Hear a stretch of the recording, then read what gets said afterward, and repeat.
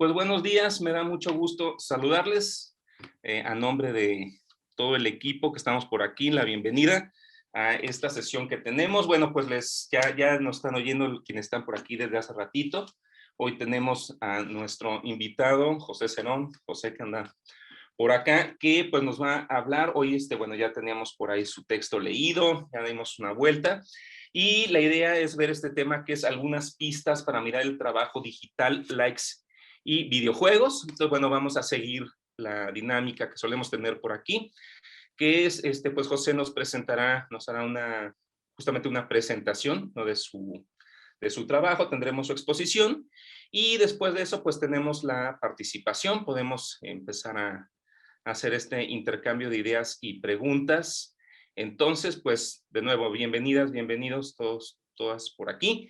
Y pues entonces, José, ¿no se vas a presentar directamente ahorita o presenta a alguien más por tu parte o eres tú quien presenta? No, tú, ¿verdad? Órale. Pues todo tuyo el auditorio. Entonces, José, bienvenido y de nuevo, pues gracias por la invitación No, recibida. pues, no, pues gracias por estar aquí, por invitarme y compartir estas ideas con ustedes. Básicamente la intención de esta charla, compartieron un par de textos, uno sobre la visualidad, el problema de la visualidad, y el otro sobre un caso empírico concreto que trata de articular ciertos problemas de la subjetividad con actos más concretos como es el trabajo, como articulador de ciertos ámbitos sociales, ¿no? No estoy hablando de todos, sino de algunos. Puesto que la intención aquí era establecer un vínculo o un puente, o eso intentaremos, entre estructuras, subjetividades y acciones, ¿no? Entonces, espero que con esta presentación compartir algunas de esas ideas que también se estaban trabajando para el proyecto editorial que tiene el seminario, ¿no? Entonces trataré de hacer un mix o un remix de ideas intercalando estos textos, ¿no? Entonces, el objetivo, cuando uno se pregunta más bien, ¿de qué manera podemos investigar desde las ciencias sociales o las humanidades ciertos problemas como la visualidad, el internet, el trabajo, los likes, ¿no? Los videojuegos? Quizá algunas de las preguntas o de las posturas que pueden surgir o de las actitudes que uno puede tener es como, bueno, quién sabe, pero en el quién sabe y vamos a investigarlo pueden surgir ciertas posturas interpretativas, comprensivas, constructivistas, fenomenológicas o de acción participante. Sin embargo, como objeto, más bien, el trabajo o estudiar el Internet y las relaciones que se establecen en redes sociodigitales o en trabajos digitales o en la economía digital, ya van a escuchar decir mucho esta palabra, quizás estamos balbuceando como sujeto, pero las disciplinas de las que partimos nuestras investigaciones, pues están completamente consolidadas y lo que importa aquí o lo que el reto frente a nosotros es establecer ciertos puentes o pistas para la investigación empírica. ¿No? Entonces, ¿cuál será el contenido de esta breve presentación? Porque lo más importante es que establecemos diálogo entre nosotros, crítica, reflexiones y pues todo lo demás, y si sobra tiempo, nos echamos un rap de Naruto, ¿no? Primero decidí compartir algunas estampas. ¿Por qué mirar, ¿no? a este objeto? ¿No? ¿Por qué mirar al otro? Una de las preguntas que nos surgen cuando, por ejemplo, vemos algún video en YouTube o un stream en Twitch o le damos like a un influencer en TikTok o en Instagram. ¿Por qué detenernos a mirar al otro? ¿No? ¿Y de qué manera esto se articula con relaciones sociales concretas, históricamente determinadas, en las cuales pueden influir ciertas dimensiones o ámbitos de lo social, como lo económico, lo político, lo estético, lo moral, lo cognitivo, ¿no? Que desarrollaremos en el siguiente punto, que es recuperar este texto que también se recomendó de la economía del panóptico, ¿no? De cómo la visualidad como objeto o como acción social se puede articular o se puede monetizar, ¿no? Entonces, haremos algunas objeciones, pero también recuperando ideas centrales de este texto, para llevarnos después, ¿de qué manera podemos pensar en generación de valor en Internet? ¿No? Algunas de las preguntas que nos surgen, ¿de qué manera o cómo es que al ver un video de Luisito Comunica o ver un TikTok de Sailor Fag, forma parte de todo un sistema o un modelo productivo que objetiva valores o objetiva mercancías, ¿no? Si esto podemos abordarlo desde ciertas posturas investigativas, pues vamos a verlo. Por último, ya para cerrar, pues ahora hablaremos de este texto que también se recomienda, que tenemos en autoría con Ana Rodríguez, sobre trabajo y videojuegos. Estos ámbitos en el que trabajo para jugar o juego para trabajar, ¿no? En cómo ciertas relaciones entre subjetividad, o en estructura, subjetividad y acción, articulan diferentes formas de vivir o de experimentar el juego, ¿no?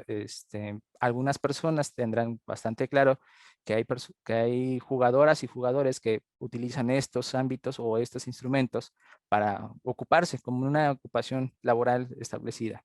Y otros pues trabajan para alimentar el gusto por los videojuegos, ¿no? O comprarse la consola o el nuevo videojuego.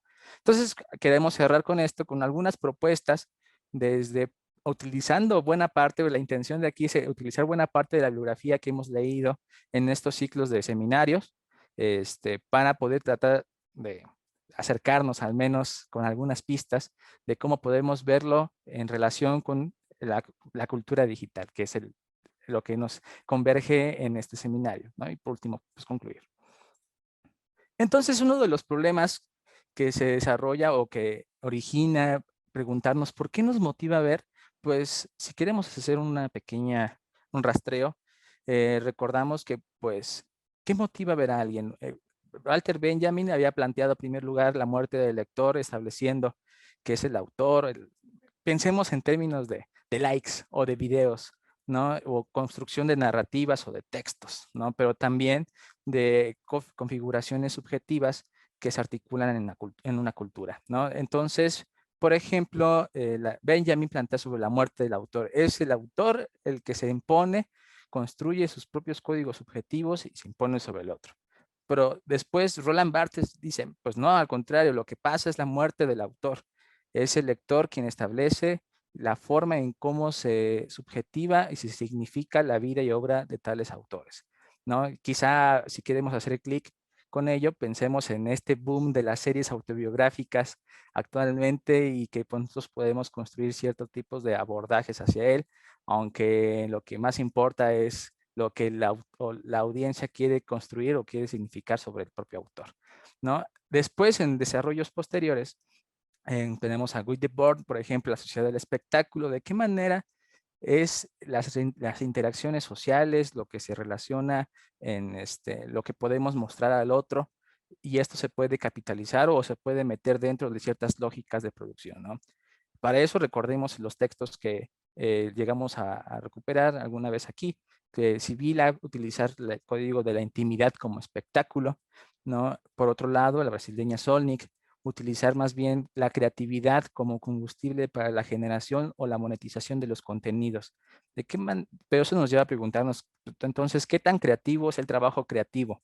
En términos de, pues, por ejemplo, somos trendsetters, influencers, el hacer esto en TikTok, pues no sé de qué manera eso se puede articular o se puede operacionalizar en investigación concreta.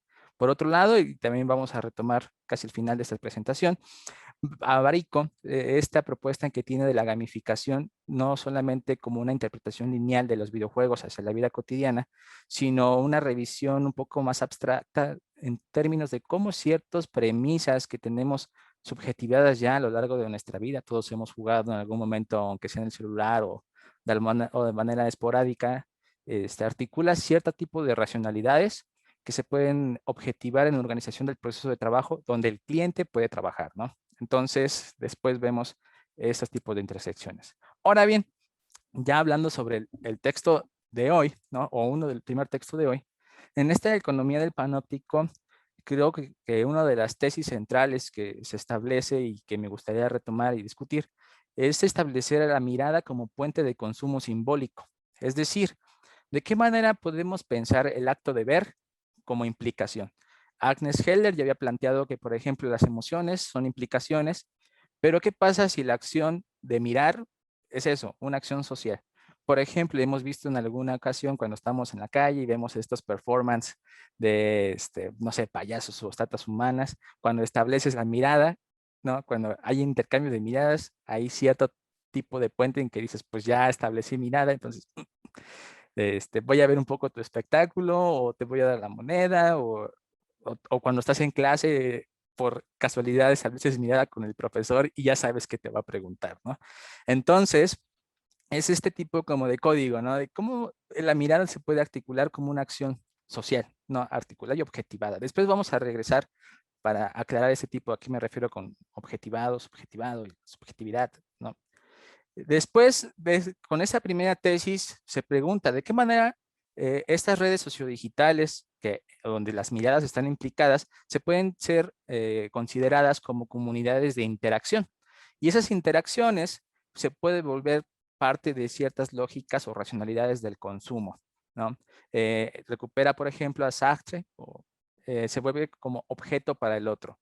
Objeto no en el sentido fetichizado marxista, sino como objeto, como relación social concreta que se objetiva en la subjetividad, si pensamos en términos kantianos.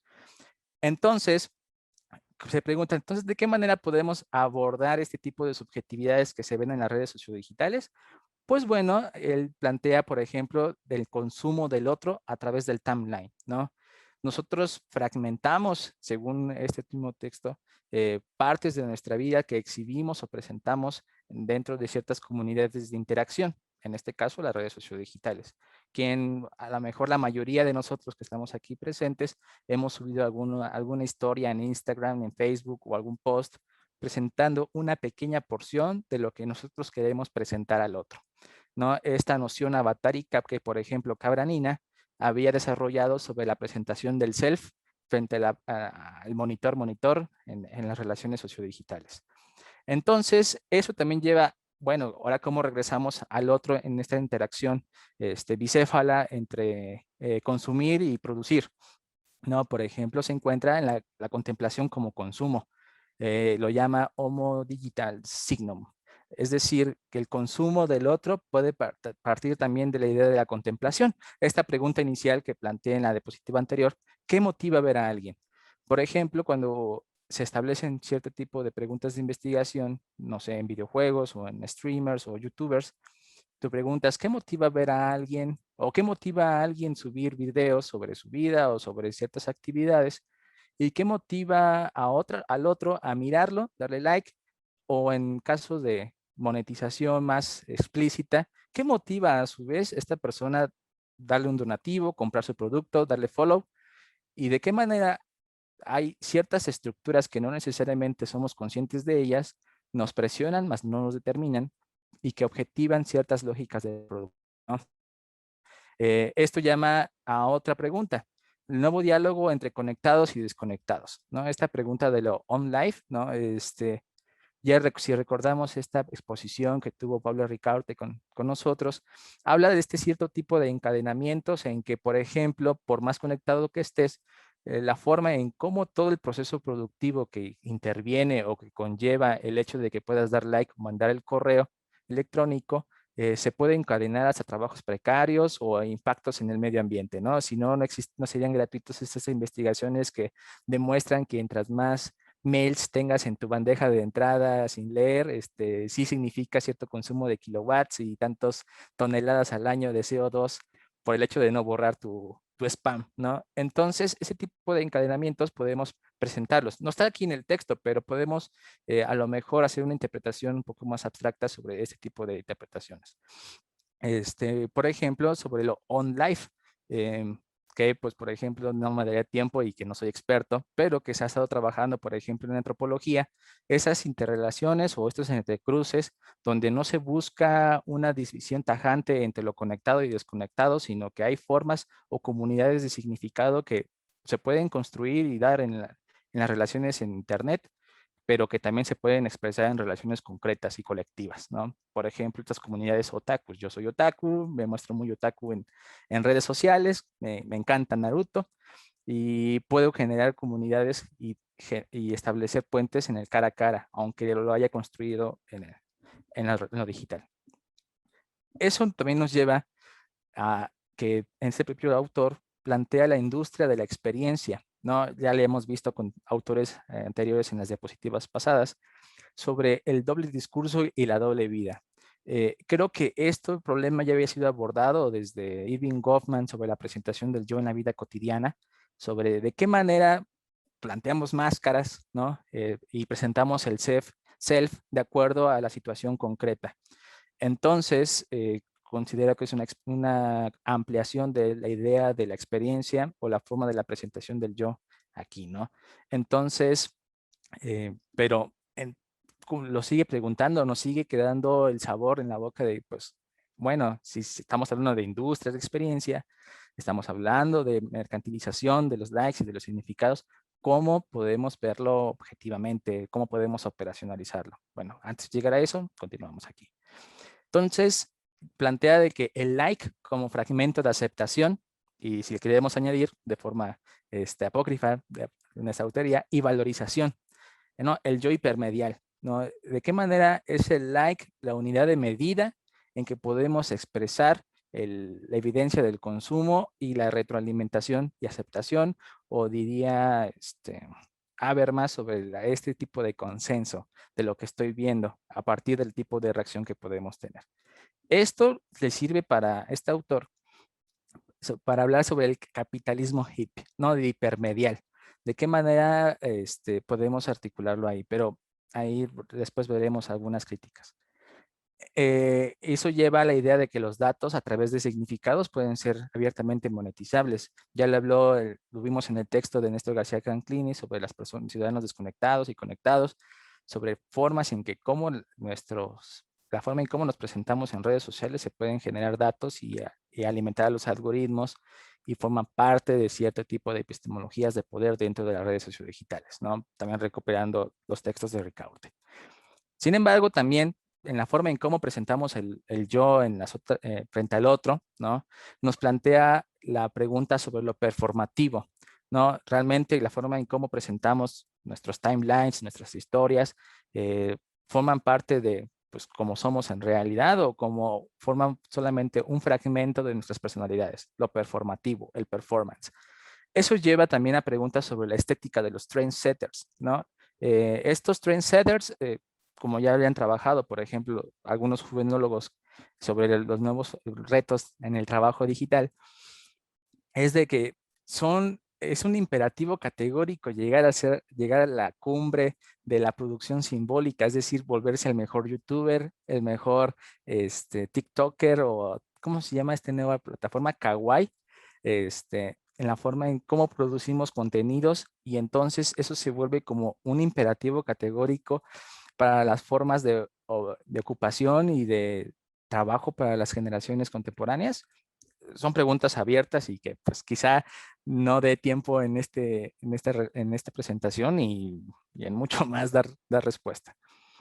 Entonces nos lleva a algunas objeciones. Son algunas objeciones que nos sirven para articular el siguiente paso, ¿no? En la presentación. En primer lugar, el texto considero que reduce al sujeto a un para objeto. Es decir, pues yo estoy convencido de que ese tipo de interacciones son completamente investigables y se pueden objetivar en términos de investigación o de la operacionalización. Verlo como un para objeto, sí, sirve para la exposición, ¿no? Pero en el momento de la demostración, pues yo creo que implican o requiere de la investigación empírica, ¿no? El camino, pues es la situación concreta. Además de que, como desarrollaremos a continuación, la reproducción de la inmaterialidad no es operacionalizable, puesto que a veces reduce lo inmaterial a lo intangible, lo que no podemos tocar. Pero pues si pensamos que lo intangible en sí mismo pues, solo refiere a uno de los sentidos, podemos escuchar, mirar, ¿no? Y interpretar. Entonces, yo creo que el camino más bien es de los significados objetivables, ¿no? Volveremos después a esa crítica. Además de que cuando se habla de los significados, de los metarrelatos, al menos en este texto, ¿no? No lo deja como muy abierto a la interpretación del lector, ¿no? Yo creo que, por ejemplo, desde la fenomenología nos han demostrado que los significados se pueden investigar, ¿no? Además, por ejemplo, Ignacio nos hizo una presentación, ¿no? Muy clara sobre de qué manera cierto tipo de significados pueden ser relacionados a través del humor y las redes sociodigitales, ¿no? Un ejemplo clarísimo de que pues, que es posible este camino. Además de que si bien llega a mencionar sobre el carácter emocional de ese tipo de construcciones del yo en la hipermedial, pues estos componentes simbólicos, emocionales, son oscurecidos, o sea, no los termino de recuperar cuando considero que son bastante importantes en la forma de lo performativo que él incluso se había mencionado anteriormente. Además de que puede haber encadenamiento con los desconectados. Me lo mencioné con el ejemplo pasado sobre el impacto del ozono que puede tener no vaciar tu bandeja de spam, o incluso todo el encadenamiento productivo que tiene, si bien hay producción de conocimiento y de diseño, por ejemplo, el diseño de un software. Yo estoy seguro que al final de toda la cadena de producción, para llegar al chip y la computadora por la cual, por ejemplo, estoy transmitiendo, requiere de trabajo precarizado o hasta esclavo, por ejemplo, en las minas de litio o en la manufactura en Asia, en ciertos países asiáticos. Entonces, la idea es conocer, no se trata de descubrir el hilo negro, sino entender algunos de estos tipos de procesos, ¿no? Además de que pareciese que el yo hipermedial solo sería como una relación aislada del otro o de los otros sujetos, solamente como si los otros sujetos validaran y no como una relación de doble camino, ¿no? Por ejemplo, el yo hipermedial requiere de interacciones y no solo de narraciones para que se dé este tipo de validación, ¿no? Asume lo incorpóreo, igual como lo dije anteriormente, como lo intangible, cuando pues, por ejemplo, puede haber más aspectos problematizadores. Eso nos lleva incluso a volver sobre nuestros pasos para pensar qué pistas podemos pensar o podemos recuperar para la generación de valor, ¿no? Marx nos ha dado alguna de ellas en los Grundrisse, ¿no? En el capítulo cuarto o sexto, se pregunta, ¿en qué momento es productivo o en qué momento se genera valor en una obra de teatro? Tratemos de hacer esta abstracción a lo que estamos hablando del día de hoy. Cuando la obra de teatro se realiza y no hay público, entonces, pues no existe ese acto social. Cuando hay público, se objetiva esa persona que pagó por su entrada y todo el asunto. Entonces, te hace pensar que la mercancía no necesariamente tiene que ser como una camisa, ¿no? O un celular, pero que también incorpora aspectos simbólicos como lo estético, lo cognitivo, lo emocional, lo moral, que, por ejemplo, también influye en la propia decisión del cliente para poder adquirir tal producto, ¿no? Eso nos lleva también al mismo problema de lo inmaterial. Si recuperamos los cuadernos filosóficos de Lenin, se pregunta sobre en qué momento hablamos que cierta mercancía o cierto tipo de objeto es material o inmaterial, ¿no? Esta misma crítica que realicé no solamente se reduce a lo tangible, sino que más bien cuando se objetiva a partir de la subjetividad, es cuando se puede decir de que ya se logró como tal, ¿no? En su existencia. No necesariamente en el aspecto de la materialidad en sí mismo. Entonces, los significados pueden ser objetivables, ¿no? Y por tanto, si hacemos una analogía o un acercamiento a la noción de mercancía, vemos que no necesariamente se trata de la mercancía como aspecto material, sino también la mercancía como conclusión es una relación social, ¿no? Como vimos en este texto de ¿qué puede un bit?, ¿no? Que nos presentó Rodrigo y Rosmi, creo, recuerdo, que la conclusión o de las conclusiones más importantes era reconocer que los bits, si bien existen como datos almacenados o generados a partir de nuestras interacciones en redes, pues tiene que ser reconocido para como una acción o como una relación social, ¿no? Entonces, esto nos habilita a pensar de manera más abierta o a ciertos tipos de conceptos más abiertos o ampliados la noción de cómo se puede generar valor en esto, ¿no? Entonces, con este pequeño esquema, utilizaré un ejemplo muy simple. Cuando nosotros vemos videos en YouTube, ¿no? Algunas personas tienen el YouTube Premium, otras como un humilde becario como yo, no lo tiene. Nos tenemos que aventar 5, 20 segundos de comerciales para poder ver el contenido. Ese tipo de contenido nos motivó a querer conocer de qué manera subió el nuevo video al youtuber que nos gusta, pero esta a su vez tiene un contrato de relación con la empresa en la que permite establecer publicidad. El contenido del video puede ser cualquiera, por eso está haciendo malabares con gatitos en un monociclo, ¿no? Pero cuando se sube el video en sí mismo, pues solo está en la red, y existe. Pero cuando somos nosotros que buscamos cierto tipo de relación social, ya sea satisfacer nuestra necesidad estética o cognitiva o moral o emocional de ver algo bonito o algo entretenido, es cuando nosotros al ver esa publicidad o verlo, se establece la relación social en que la empresa que contrató la publicidad a YouTube, pues lo que buscaba o lo que busca es influir en nosotros para consumir sus productos. Entonces el objetivo social de la publicidad se cumplió. Entonces este youtuber o este productor o productora de contenidos multimedia logra articular a partir de cierto conjunto de producciones que pueden ser de cualquier tipo, y nosotros lo vemos, pues una relación social concreta que monetiza el dinero y regresa a la persona. Esto es bastante escueto, pero a mí nos sirve para ejemplificar. Eso nos lleva a ciertas problematizaciones al pensar en la economía digital y cómo podemos vincular estos procesos de la subjetividad y los significados en términos económicos, ¿no?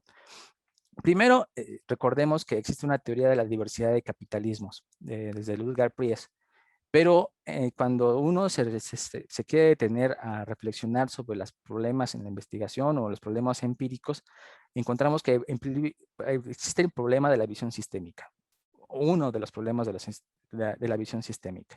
Uno de ellos es que al verlo de esta manera, nos pueden surgir tantos capitalismos como situaciones particulares. Por tanto, no es fortuito que tengamos capitalismo digital, capitalismo cognitivo, de vigilancia, de plataformas, y cosas por el estilo.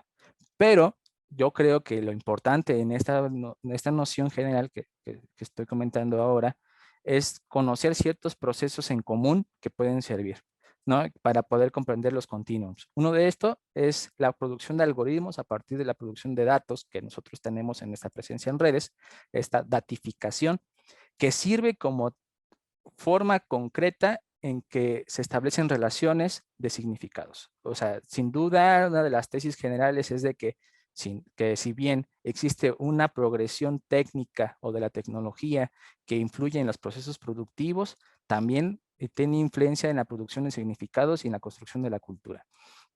Entonces, este tipo de argumentos, claro que yo estoy completamente de acuerdo para establecer algunas pistas, ¿no? de estos problemas que nos enfrentamos.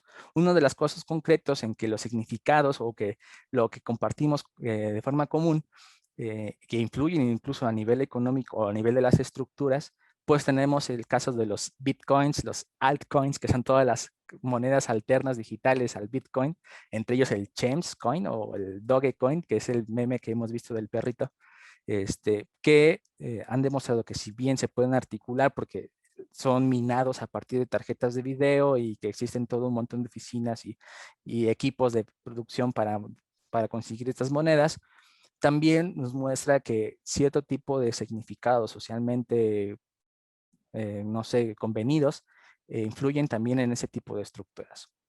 Con los que hemos seguido este tipo de noticias, vemos que cada vez que Elon Musk publica un meme sobre el Chemscoin, cae hasta, pierde su valor. O cuando publica algo favorable al Bitcoin, su valor se dispara casi exponencialmente. Vemos que entonces hay cierto tipo de relaciones sociales que a veces tienen influencia desde la subjetividad en ciertas estructuras. Por ejemplo, eso también nos lleva en que es lo interactivo entre el sujeto o el trabajador o el productor de contenidos, el youtuber, el jugador o el repartidor o la atención a clientes. Lo importante aquí es la interacción con el cliente o con la persona o el espectador o el que va a dar like como servicio. Por ejemplo, cuando vemos los Outlooks of Work de la Organización Internacional del Trabajo, se han demostrado que estadísticamente los servicios concentran la mayor parte de todos los trabajadores del mundo. Eso nos lleva a ampliar las nociones de capitalismo o de los modelos de producción, a preguntarnos de qué manera es el Internet, las relaciones sociales, los significados, la presentación del yo y la producción de bienes inmateriales, lo queremos retomar con eso, pero más bien yo lo vería como bienes simbólicos, en formas concretas de organización, producción de valor y de trabajo, sin duda. Por ejemplo, la disneyificación, la siliconización, la nikeficación, el waltonismo, entre otros. pero que también sufren del mismo problema de la noción sistémica del capitalismo digital, ¿no? Que pueden, conforme encuentren más modelos o más situaciones particulares, van a salir más modelos. Hay hasta amazonismo, ¿no? Por ejemplo, por mencionar alguno. Eso nos lleva a preguntarnos, ¿y el trabajo? Bueno, yo creo que buena parte, si bien hay que discutir o diferenciar entre el trabajo que realizamos en pues, cualquier cosa en situación y el trabajo productivo, ¿no? Este trabajo improductivo que podemos hacer en nuestras casas, que no es remunerado, pero puede generar valor, sí. Pero yo considero que una de las formas importantes en que podemos establecer el trabajo en estas nuevas lógicas de producción es que para que el capital logre su función de explotación, requiere del control del proceso de trabajo, ¿no? Entonces, ¿cómo podemos ver este tipo de conceptos que parecen tan clásicos, bueno, que son muy clásicos en relaciones contemporáneas? Por ejemplo, las plataformas como organización productiva. Todos hemos conocido o tenido interacción con trabajadoras y trabajadores de plataformas. Por plataformas no solo me reduzco al Uber Eats o al Rapid, por el estilo. Alguien que hemos visto algún video en YouTube o hemos dado like en alguna cosa en TikTok, son personas que están generando contenidos, pero que se subsumen a ciertas lógicas de producción. Es decir, si no consigo suficientes likes en tanto tiempo, pues no voy a obtener el ingreso adecuado. Si no termino tantos pedidos en la semana o en el día, pues tengo malas calificaciones y por tanto se reduce mi acceso a mayores pedidos y por tanto a más trabajo.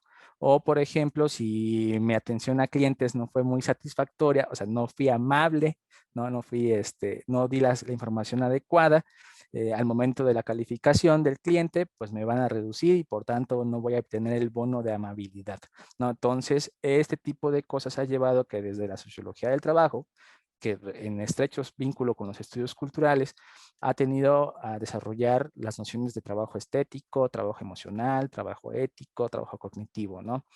Eso nos lleva a que, si bien los algoritmos como organizadoras del proceso de trabajo, estas grandes unicornios rosas que lo llaman en la economía, sí creo que sí, unicornios rosas, estas grandes empresas que crecen exponencialmente, pero que tienen una plantilla de trabajo casi nula, pero es casi nula porque pues, la relación social que tienen pues es de socios. Eso nos va a llevar a que pensemos que en sí mismo el algoritmo no genera valor, pero el trabajo como relación social y la generación de mercancías como generación de valor, pues sí. Entonces nos lleva a preguntarnos si es trabajo vivo contra software. Inclusive en la producción del software, pues requiere preguntarnos de qué manera o qué tanto valor agregado aplica. Hace unos años nos enteramos de que se había el proyecto en que, de hecho, en Guadalajara se hiciera la ciudad del conocimiento, ¿no? Para estas tesis de que lo que se iba a llegar iba a ser una maquila informacional, más allá de maquilar productos o de bienes de ese tipo, si iba a llegar tanto la producción o el desarrollo tecnológico que lo que íbamos a terminar produciendo era información, maquila informacional. Por tanto, el país no se puede quedar atrás y vamos a impulsar cierto tipo de políticas y la ciudad de conocimiento en Guadalajara, pues era ejemplo epítome de ello, ¿no? ¿Qué sucedió? Cuando se preguntaba sobre el nivel de valor agregado que se producía, sí, se producía software, pero el software que se producía era más bien parcializado y repetitivo, que por ejemplo se hacía software para estacionamientos, para gestión de restaurantes, pero pues nos estaba produciendo el nuevo Windows México, ¿no? O el Windows ajolote, por ejemplo, ¿no? Para decir que el valor agregado no se encuentra ahí. Más bien lo que estamos viendo era tailorización del trabajo, es decir, estas granjas de clic o lo que yo siento, esto me hizo mucho clic cuando me enteré que un vecino casi no dormía porque se la pasaba viendo videos en Kawaii, porque tenía la promesa de que entre más veía, más centavitos iba a obtener bajo esta relación explícita de lo que había puesto en el ejemplo pasado, ¿no? De que al ver comerciales se obtenía el ingreso. Entonces, lo que estamos viendo es trabajo del cliente, trabajo del consumidor a partir de eso, consumir significados que se generan por otras personas en términos sociodigitales. Entonces, vemos que el trabajo más bien está tomando caracteres oscurecidos, parcializados, tailorizados, ¿no? Que juegan con ciertos códigos simbólicos que provienen de la cultura, ¿no? Entonces, vemos que también, si lo podemos vincular a la cultura, vemos que este tipo de trabajos o estos empleos donde están altamente tecnologizados, pues la idea de autoayuda está presente. Es decir, si te va mal en tu canal de Twitch, si te va mal en tu nueva difusión, ser un influencer en Twitter, si te va mal en tu negocio de Uber, es porque es tu culpa, no le echaste suficiente ganas, personaliza o individualiza las culpas, oscureciendo de que, por ejemplo, el coto de las personas que son trendsetters es muy pequeño y entonces las estructuras son oscurecidas. Esto ya había sido trabajado por Richard Sennett, ¿no? En la corrección del carácter, ¿no? Estas transformaciones en la subjetividad se responden a las transformaciones tecnológicas en la organización del proceso de trabajo. Y en este caso, viéndolo en generación de likes y videojuegos, pues es claramente visible cuando uno sigue los timelines, el yo hipermedial, si queremos recuperar nada más el término, reconocen, si no subo el video hoy, ya no me van a caer el cheque del fin de semana porque no voy a tener los suficientes likes. Entonces eso nos lleva a que el trabajo también genera, o la creación de significados. No necesariamente tenemos que ser conscientes de este proceso. Eso nos lleva también a pensar en una maquila de emociones, ¿no? Siempre, hey, ¿qué pedo, cachorros? ¿Cómo están? Súper feliz. Lo que había planteado Hochschild en esta disociación emotiva, ¿no? O disonancia emocional entre lo que muestro al otro, ¿no? Y lo que realmente estoy sintiendo. Eso nos lleva al texto específicamente que Ana Rodríguez y yo escribimos sobre trabajo para jugar y juego para trabajar, ¿no? La primera distinción que queremos hacer, o la intención de este texto, era establecer como un ejemplo concreto en este intento de articular estructura, subjetividad y acción, ¿no? En primer lugar, en términos de la estructura, tenemos que reconocer que cuando uno se habla de videojuegos, uno piensa en la persona que está frente a la computadora o en la sala frente a la consola. Sin embargo, como industria, como una parte de la industria cultural, los videojuegos pues pueden ser vistos como mercancía, como objeto manufacturado, o sea, desde el diseño, producción y circulación de a jugadores que se dedican profesionalmente a ello, ¿no? Pensemos en League of Legends o jugadores de torneos profesionales que pues socialmente ya son validados como tal, como atletas de alto rendimiento. Si no, no serían fortuitos las visas de atletas para estos jugadores, ¿no? Aunque pues sean quizá más gorditos que yo, que creo que sea imposible que sean más gorditos que yo.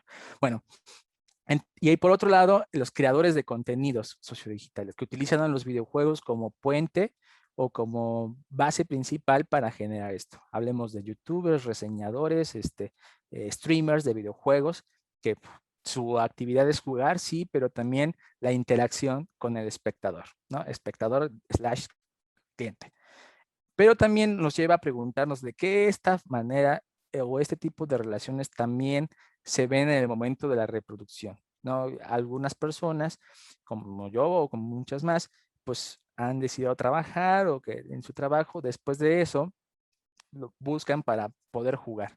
Y buena parte de la construcción de identidades se basa en ello, o que el trabajo es un puente aspiracional para dedicarse a los videojuegos.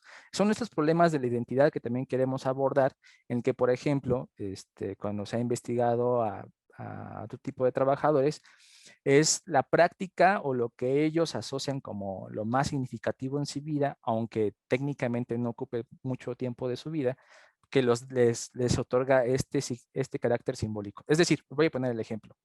Se ha ido a entrevistar a personas que trabajan en la maquila todo el tiempo, de lunes a viernes, todos los meses, pero en su comunidad una vez al mes, una vez al año, se dedican a hacer canastas, ¿no? Pero esa actividad le otorgó el carácter simbólico para asociarse, asimilarse como canasteros. Entonces cuando le preguntas, ¿tú qué eres? Canastero, pero si trabajas todo el tiempo en la maquila, pues yo soy canastero. Ese tipo de juegos o rejuegos simbólicos que se pueden investigar y que también provienen en la forma de la cultura digital, preguntarnos entonces estos videojugadoras, videojugadores que se consideran así, empíricamente, se pueden establecer dentro de esas 3 categorías, o es relaciones de la presentación del yo, la relación con los otros en este yo hipermedial, que tienen como carácter o espacio de significado, que me da este carácter de identificación como jugador o jugadora. También por eso hay que recordar que el 25 pasado fue el Día del Orgullo Geek, así que larga vida y prosperidad a todas las personas que estén en este seminario. Entonces nos lleva a, por ejemplo, recuperando la bibliografía que también hemos utilizado en este seminario, preguntas como la gamificación. Creo que no puse para compartir audio, así que denme un momento. Sí, no le puse audio. Ahí está. Cuando uno habla de la gamificación, a veces cuando uno ve los estudios o las presentaciones que abordan la gamificación, realizan generalmente una lectura lineal de transitar a los videojuegos a la vida cotidiana. Generalmente cuando se estudian los serious games, cómo estos se aplican a la educación. Pero ¿qué pasa si queremos ampliar esta noción de gamificación para la vida cotidiana o específicamente en el mundo de trabajo? Es decir, Barico nos planteó este pequeño listado de algunas nociones, pero que si nos detenemos un momento, veremos que hay más allá de simplemente la lectura lineal. Por eso puse este breve video. Cuando muchas personas hablan de videojuegos o cuando uno quiere pensar en la gamificación como articuladora de relaciones sociales en el mundo de trabajo, piensan en esto, pero no es así.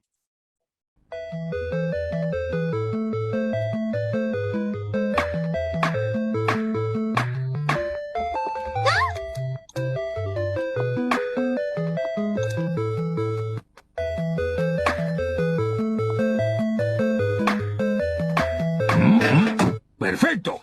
Bueno, no sé si se escuchó bien el video. Pero creo que le moví.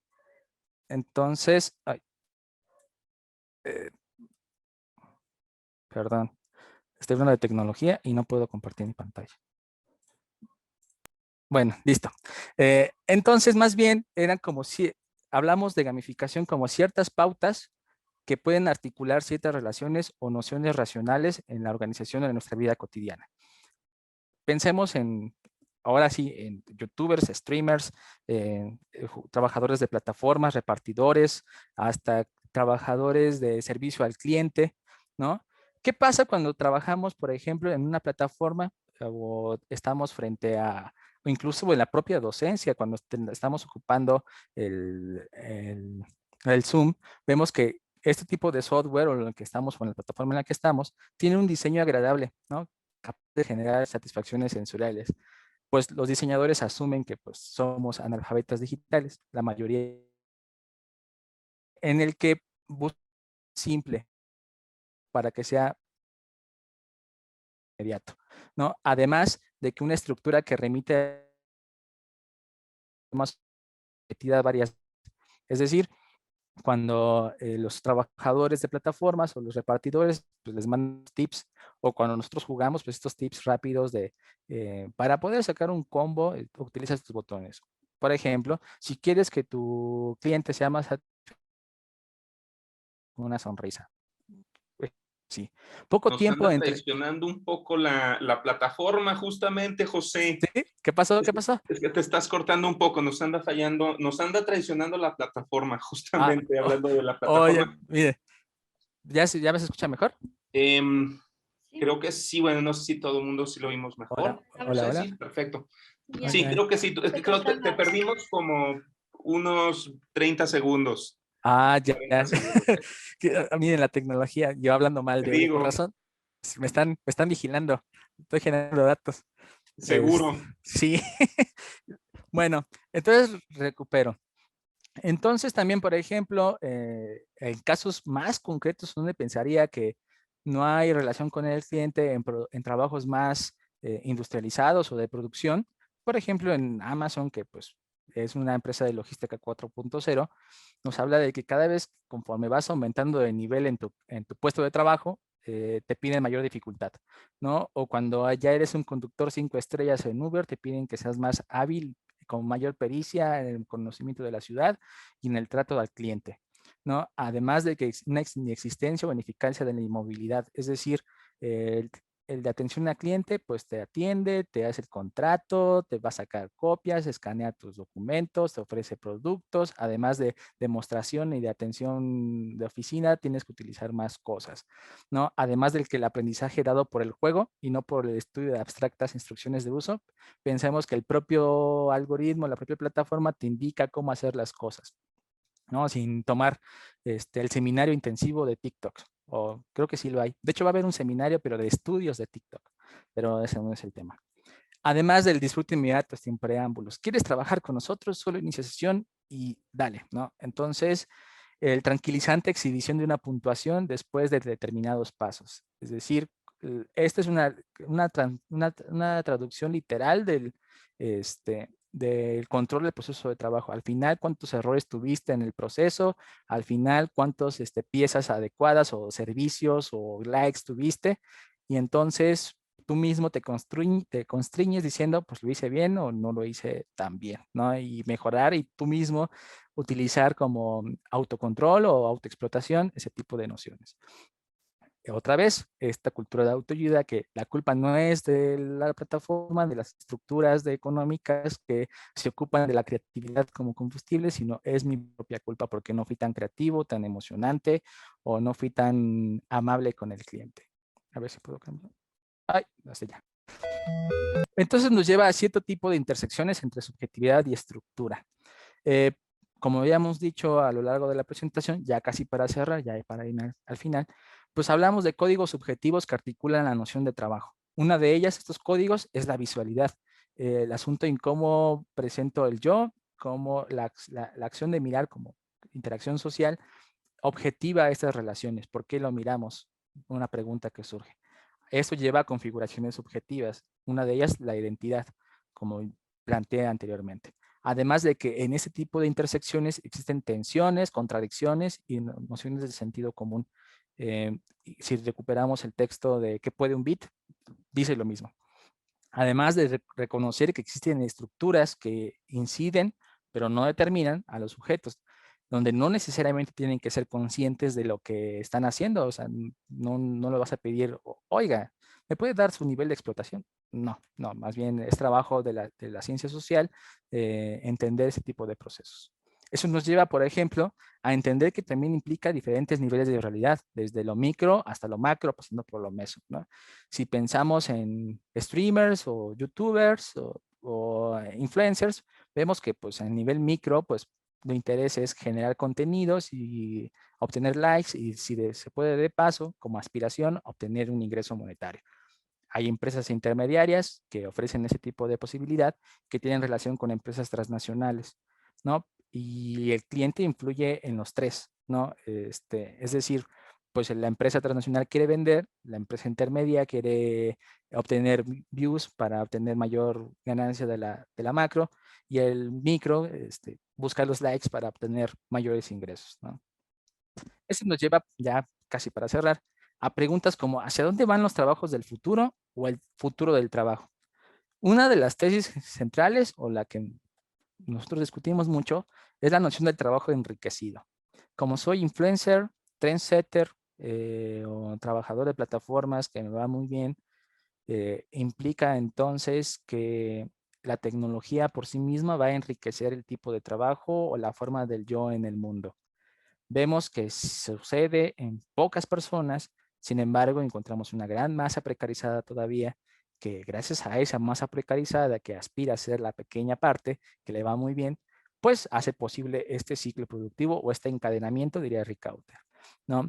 Vemos que más bien lo que encontramos es una parcialización de las actividades, ¿no? Te preguntas qué tan creativo es el trabajo creativo de hacer los bailes de TikTok o por el estilo, que ya fueron establecidos por un trendsetter, ¿no?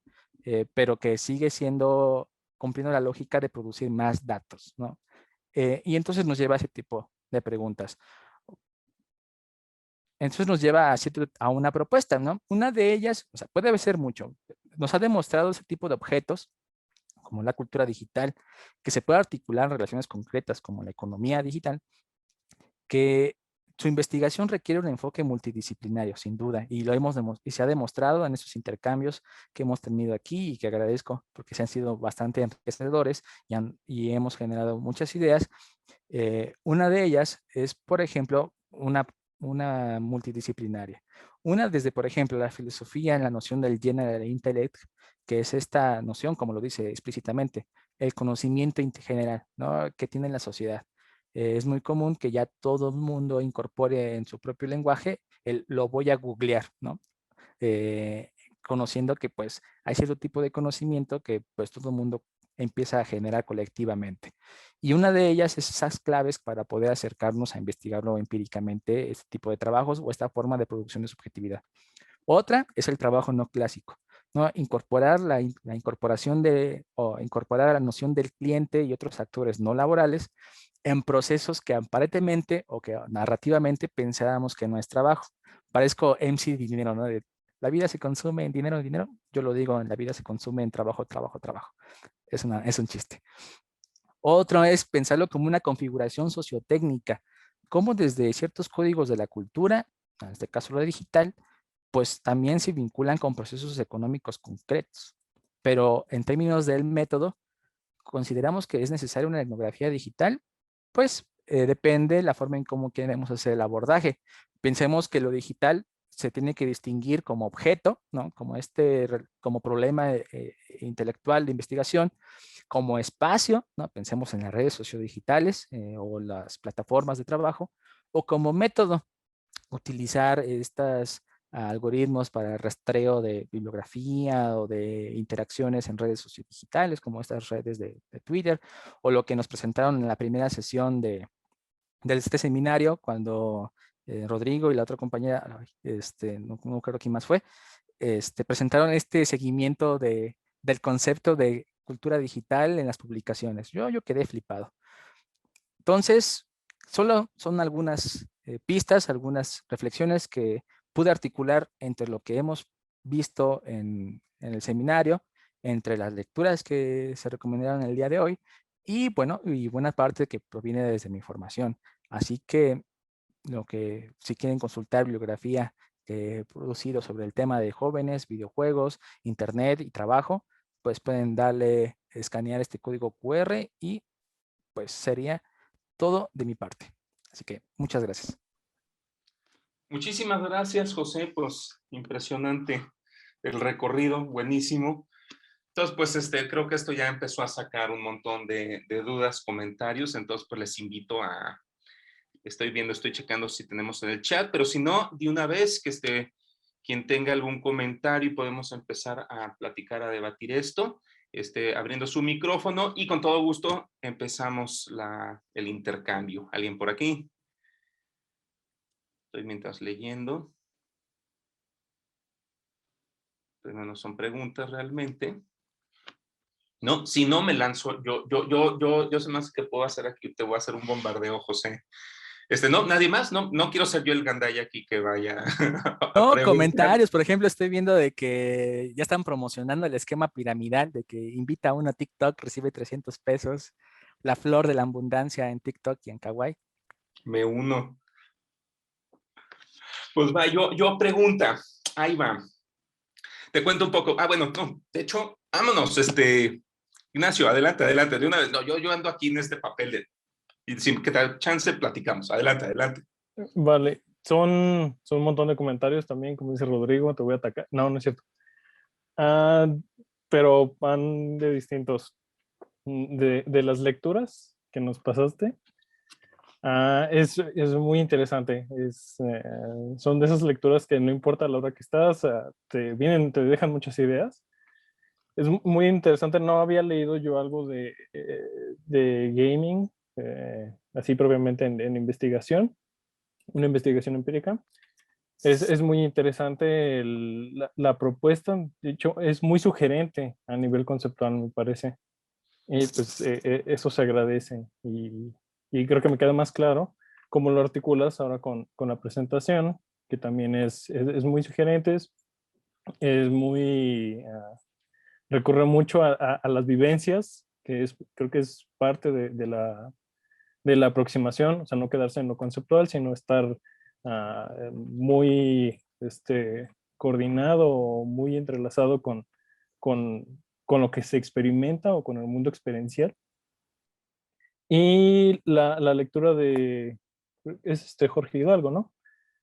Eh, es, es interesante, pero más en el sentido de le voy a criticar muchas cosas. Bueno, creo que hay muchas cosas que le podemos criticar. También creo que se le puede defender.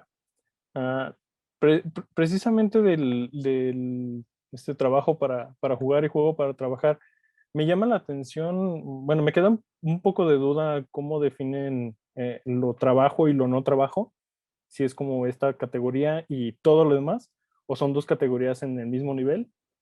Creo que eso podría resultar un poco complicado dependiendo de los procesos que se observen, porque si es, yo cuando llegué a trabajar con algo de trabajo, me costó trabajo definir en el sentido de horas, de una espacialidad, de generar cierto tipo de valor, como lo mencionan, y todo lo demás parecía que no era trabajo, pero ya empezaban a entrar las cuestiones de formación como profesional, el de más allá de ampliar el salario, de generar conexiones, todos esos, digamos que son valores distintos que podrían parecer que no es trabajo en la manera formal. Entonces, tengo un poco duda cómo definieron eso, o sea, qué entra como trabajo y qué no.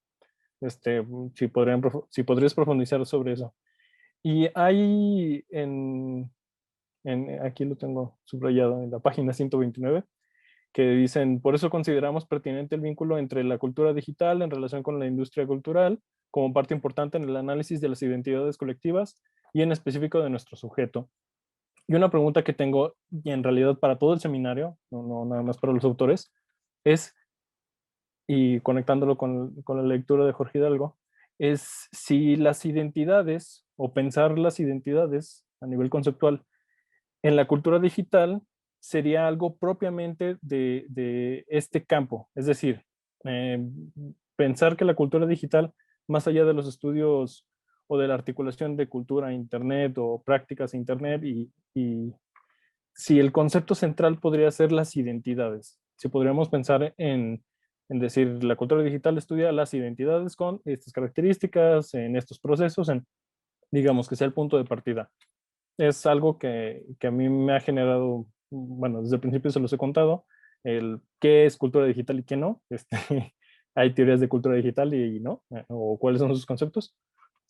En lo que ustedes, bueno, lo que tú trabajaste, bueno, aprovechando que aquí también está Ana, eh, la identidad, ¿en qué nivel la ven? O sea, siento que lo ponen muy al centro, pero luego se mueven hacia el trabajo, luego hacia el gaming. Entonces, esa articulación todavía me queda un poco difusa. Y para concluir, la crítica a esta otra lectura de Jorge Hidalgo que creo que se le podría hacer es, bueno, primero creo que le podría defender, a lo mejor por cuestión de espacio, decidió meter todo ahí, fue como, este es mi abanico de conceptual, lo voy a presentar. En las primeras páginas a mí se me hace, dije, esto va a estar fenomenal porque se está yendo desde el constructivismo y no. Como que ahí dijo, apuntó al constructivismo radical y se quedó en el trivial. Entonces ahí es como, pero se me hace extraño porque viendo las presentaciones, o sea, lo que él ha trabajado y cuando lo presenta, está mejor articulado. O sea, ya en lo empírico creo que se ve más orgánico. Y aquí sí es como concepto tras concepto, idea tras idea, y se le puede criticar mucho eso. Podría ser que es la cuestión de que es un libro que tiene pocas páginas, que a lo mejor es como quiso presentar un mapa a lo escolar y con las interfaces, pero creo que se le puede criticar mucho en el sentido de que a lo mejor desde la investigación es como se ha definido, es como se ha abordado.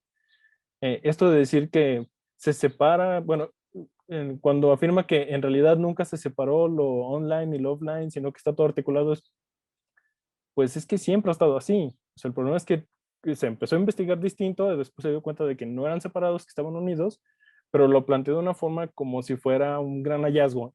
No, es que en realidad fue como un abordaje que después nos dimos cuenta que no era así, o sea, que era problemático desarticularlo. Entonces creo que también podría ser como un testimonio desde la investigación de qué es lo que se ha hecho y las diferentes betas investigativas que hay, pero creo que como ejercicio de autorreflexión en el propio campo está muy interesante, pero ya para decir vamos a bajar los conceptos y lo vamos a estudiar, no, creo que ahí sí hay que ponerle un freno de decir, bueno, esto, ¿de dónde se lo trajo? Creo que la cuestión de articular lo digital, estas prácticas, o en el caso de la exposición, el trabajo con la identidad, me imagino que tiene que ser una articulación casi quirúrgica, o sea que no se pueden mezclar conceptos tan sencillos. Entonces creo que ahí sí, esa sería como mi crítica al texto. Me imagino que también se les hizo así como de, ay, tanto de dónde tomar, y espera, esto algo me dice que no es tan sencillo. Pero bueno, para resumir, que es muy interesante la propuesta que nos presentas. También, bueno, pues la coautoría con Ana, creo que es un texto muy sugerente en este sentido que les digo, poner la identidad como un concepto central. También conocer un poco más sobre las prácticas de gaming. Y ahí dejo esa duda, la definición de trabajo y lo que no es trabajo. Si podrías profundizar un poco más en eso, lo agradecería. Muchísimas gracias. Pues adelante, José. Bueno, pues gracias por los comentarios. Yo también comparto muchas de las críticas, ¿no? Pero creo que la tesis general como idea, como bullet para comenzar las reflexiones, pues me gustó el texto, ¿no? Pero sí, concuerdo con todas las críticas que se le pueden hacer. Y no lo pude haber dicho mejor que tú sobre la crítica, qué radical era la crítica trivial. Pap, a ese comentario. Bueno, sobre la distinción de trabajo y no es trabajo, bueno, traté de hacer una pequeña notación sobre en qué momento el trabajo es productivo, ¿no? Y no es productivo, ¿no? Es decir, en qué momento se genera mercancía, ¿no? Todos trabajamos de alguna manera, ¿no? El problema es cuando ese trabajo es reproductivo o productivo, ¿no? Es cuando nos preparamos un café, un sándwich para nosotros, pues estamos en trabajo reproductivo. Cuando estamos haciendo algo que, aunque no seamos conscientes de ello, genera valor, pues ahí está uno. Sin embargo, una explicación más concreta es que generalmente nosotros asociamos que lo lúdico y el trabajo como acto de constricción son completamente separados. Pensaríamos entonces que eso no se puede articular. Sin embargo, vemos que todo lo trabajo tiene momentos lúdicos o nociones lúdicas en ello, como viceversa, cuando estás jugando demasiado y ya me aburrí, pero quiero seguir jugando, o ya me mataron demasiado, pero aquí sigo, también tenemos sensaciones de constricción en ello. La distinción es meramente analítica, ¿no? Es cuando, por ejemplo, pensamos en ese tipo de trabajo, el estético, cognitivo, vemos que estas nociones no son separadas, o sea, no todo el trabajo es meramente emocional ni meramente estético, sino que todas intervienen. Y para una visión para verlos de esta manera es la noción caleidoscópica de Antonio Gramsci, ¿no? Simplemente la distinción es meramente analítica.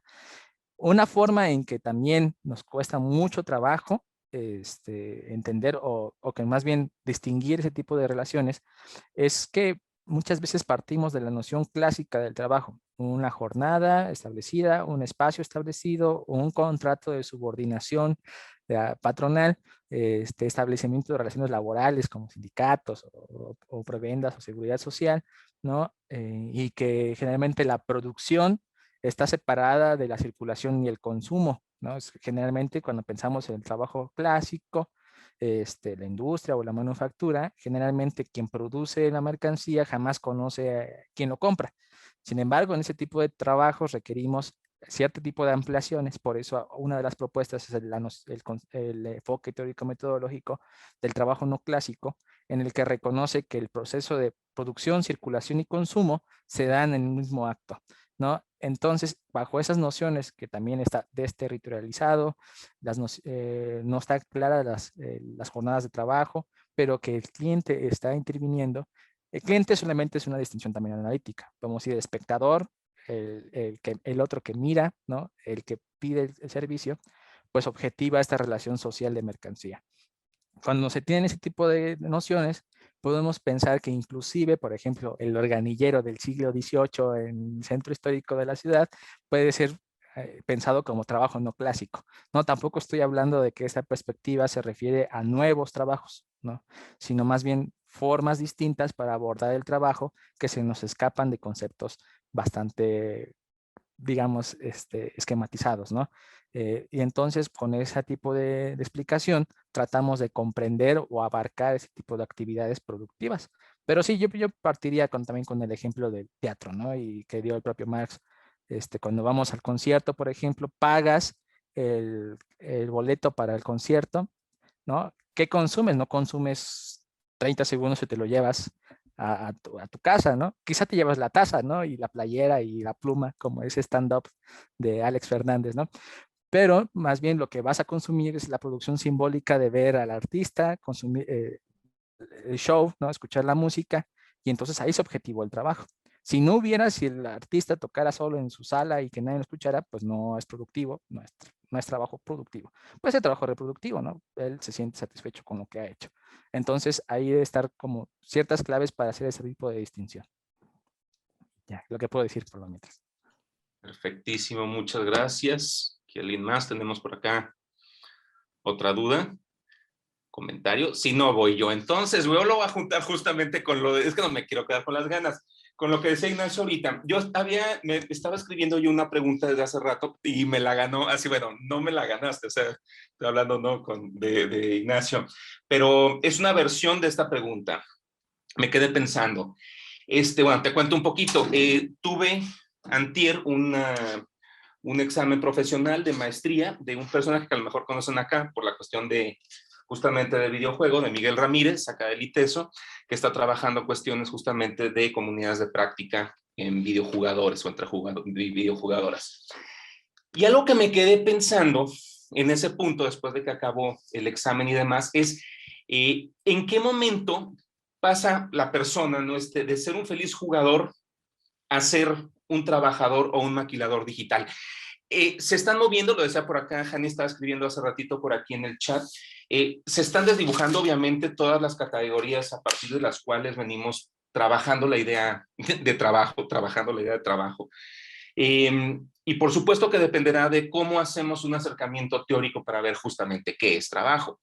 Pero pensándolo muy particularmente en un mundo que yo desconozco al 100%, esto es una pregunta muy como para internamente, existencialmente, ¿no? Para mí, que es el mundo del videojuego. Nunca videojugué, no he videojugado, no tengo mucha idea del asunto. De hecho, eso que platicábamos el día del examen para mí fue como una especie de wow, hay un mundo enorme aquí. Y entonces, ¿cuál sería el límite? ¿Dónde dejo de ser yo, Rodrigo González, el feliz jugador, ¿no? De estar en Fortnite, yo qué sé, a pasar a ser alguien que está trabajando. Esa era como muy así, muy particularmente mi pregunta.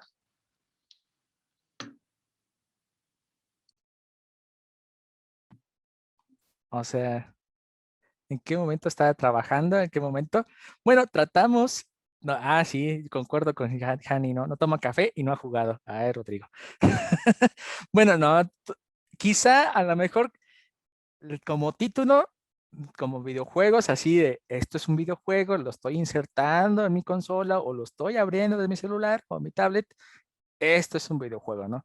Pero a veces cuando nos sentamos a establecer como no sé si alguien ha contestado las encuestas o los cuestionarios digitales en algún restaurante o por el estilo, o ponte a jugar o quien ha ido a Coyoacán, Pepe Coyotes tienen estos jueguitos de mesa en papel, ¿no? En el que, o ya lo tienen en tablet, ¿no? En lo que esperas tu comida, pues todos hemos tenido en algún momento momentos lúdicos. En este caso, pues solamente pensar si fue sido digital o no. Pero ¿en qué momento comienza el trabajo? Esa es una gran pregunta y que se vincula con la pregunta que hizo Rosmi, creo que fue Rosmi, sobre en qué momento es trabajo reproductivo, ¿no? Si hacemos la noción clásica de trabajo reproductivo y trabajo productivo, ¿no? Diríamos que el primero es el que genera mercancías y el segundo busca volver a llenar las arcas de energía y producción material del self para volver al trabajo, ¿no? Es decir, descansar, comer, satisfacción emocional, afectiva, ¿no? Eso es trabajo reproductivo. esta pregunta lo planteamos en el propio artículo. ¿Qué pasa con esas personas que después de su jornada de trabajo buscan llegar a su sala, prender su consola o prender su computadora y jugar como momento de relajación, como momento de reproducción, ¿no? Pero ¿qué pasa si cuando ese momento de reproducción que tú verbalizaste como voy a sentarme a jugar porque es mi descanso, te conectas a internet y lo transmites a Twitch, no porque quieres generar dinero, sino porque lo quieres compartir, como cuando te sientas en la sala y tus primos o hermanos se ponen a ver contigo cómo juegas, ¿no? Ya entraste a la lógica productiva porque ya le metieron comercial a tu transmisión, porque ya trabajaste o dices, no, pues me llegó un bono, voy a comprarme la nueva pistola, el nuevo skin de Fortnite, ¿no? Entras que en la propia práctica que aparentemente parecía reproductiva, también genera significados que son monetizables, ¿no? Esto lleva a responder que hay estructuras de las cuales no somos plenamente conscientes y que la distinción entre trabajo productivo y trabajo reproductivo es meramente analítica. Si lo queremos pensar, por ejemplo, en el trabajo de trabajadoras y trabajadores del hogar, vemos que su trabajo está enfocado a la reproducción del otro, ¿no? Entonces, por ejemplo, mantener la casa ordenada, preparar la comida, por el estilo. El trabajo que se exhibe es para ocultar el trabajo del otro, es decir, trabajo productivo para generar trabajo reproductivo, o sea, para la reproducción del otro. Entonces, están descuento de las consolas también, ¿no? Trabajo para jugar, ¿no? Y entonces, cuando estás jugando, entonces no necesariamente tiene que suceder esto, ¿no? Si estás desconectado, pues simplemente, pero compraste el producto, compraste la consola, compraste el título, que implica trabajo encadenado, como lo planteó Ricaurte, ¿no? Hacia el otro lado, ¿no? Entonces, no necesariamente tienes que ser consciente de ello, pero sucede, ¿no? ¿En qué situación? Hay que pensar en la situación concreta, ¿no? Yo puse un ejemplo en el que eso se articula, ¿no? Entonces, eso es lo que podría decir. Y como diría el meme del James, no se me da ansiedad explorar las demás interacciones o las demás situaciones. Muchas gracias. Estaba por acá. Ana, andabas con la mano levantada y Rafael nos puso también un comentario por aquí. Entonces, si quieres, empezamos por acá y pasamos con Rafa. Sí, pero mi comentario no va a responder nada de lo del trabajo. Ahí sí, el experto totalmente es José. Yo pensaba y apuesto siempre, y de hecho es como el diálogo constante que tenemos José y yo, como esta parte del sujeto y la subjetividad, ¿no? Entonces, por ejemplo, en esta parte de cuándo es trabajo, ahí leí en el chat como, yo no soy gamer, puso Rosmi, ¿no? Yo nunca he sido videojugador o videogamer, algo así. Eso también depende, o sea, estoy haciendo hipótesis ahorita con el trabajo, pero siento que tengo poquitos elementos para decirlo. Eso también depende de cómo te autopercibes y de las formas en las que te nombras. O sea, porque hay personas que se dedican o que tienen, esto lo digo con base en las, ya me puse nerviosa, en las entrevistas que he realizado para mi tesis, ¿no? Por ejemplo, yo tenía el testimonio de un chico que él tiene pues una audiencia muy grande en Facebook Gaming, hace incluso torneos y él es como el mediador y estas cosas, ¿no? Está totalmente monetizado su contenido. Sin embargo, al momento de yo preguntarle, bueno, ¿y tú, cómo te percibes a ti mismo? Tú trabajas en esto, o sea, tú tienes tu ingreso de aquí, esta es tu forma de vida, o sea, ¿qué piensas, pues, no? Él me dice, no, yo soy ingeniero. Yo estoy estudiando ingeniería en sistemas o no sé qué cosa, no me acuerdo bien, y yo soy ingeniero y pues hago esto porque pues está bien chido, conozco un montón de gente y ya, ¿no? Y pasa lo mismo sobre todo con mujeres que yo trabajo, que juegan videojuegos más de 20 horas a la semana o más de 30 horas a la semana y te dicen como, no, pues yo no soy gamer, ¿no? Yo no soy videojugadora, yo nada más uso el celular y pues eso ni cuenta. Y sí cuenta, ¿no? Y sí puede, o sea, sí entraría como en la distinción o en las características de ser una videojugadora o una gamer. Entonces, estas partes de qué, en qué momento se vuelve trabajo o cómo siento que está muy relacionada con esta parte de la subjetividad, la autopercepción y por supuesto de los procesos identitarios, ¿no? Entonces, si este chico dedicaba muchísimo más tiempo a sus torneos, al PUBG y a todo lo demás, que a las tareas que entregaba en la escuela, cómo es que no ha dejado la escuela, ¿no? O que no se nombra como streamer, por ejemplo, ¿no? Entonces, bueno, esos eran como los comentarios que a mí me saltaron al escuchar este diálogo, ¿no? Y iba a contestar algo de lo que dijo Ignacio, pero ya no me acuerdo. Ahorita vuelvo a recordarlo y a ver si tengo otra oportunidad. En Gracias. lo que recarga, no te preocupes, pues muchísimas gracias, Ana. Pues pasamos entonces, hay una pregunta acá que me parece también importantísima que hace Rafa. Bueno, no sé si la quieras decir, Rafa, o la leo más bien. ¿La leo? Ah, échale. Ah, no, bien, entonces la leo. Dice Rafael, ¿es trabajo cuando hay intención o cuando hay monetización? La pregunta del millón. Ay, ya me dio ansiedad. Pero es una gran pregunta. Es decir, obviamente buena parte de la intencionalidad, ¿no? Da carácter a la significación de la práctica, ¿no? Eh, Aquí la pregunta es si esa intención de trabajar realmente es monetizable o no. Yo siento que la monetización es el efecto de la relación social de la actividad primera de trabajar. Es decir, tu intención es transmitirlo, ¿no? Es decir, mi intención es jugar o subir el video. Eh, Quizá mi intención es realmente hacerme un youtuber o hacerme un tiktoker, ¿no? Ahí está la intención de trabajo y trabajaste. Vuelve al mismo problema, si este trabajo generó valor o no, ¿no? Entonces, puede generar 20 videos a la semana y obtener 20 views y 10 views y 2 likes en cada uno de ellos, ¿no? Sí, que generaste datos y que también pueden ser monetizables y que generó contenidos que alguien llegó a ver y se aventó el comercial, pero no fuiste suficientemente o no llegaste al volumen deseado para la empresa para insertarte a la lógica de producción. Entonces, cuando ya llegas a ciertos volúmenes, pues ya llegas a tener este ingreso o esta generación de monetización.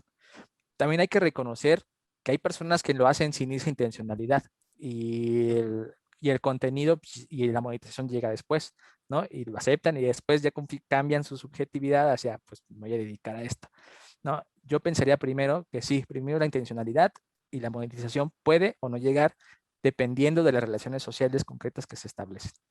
Pero es gran pregunta. De hecho, cuando la leí me quedé y empecé a sudar. ¡Ay!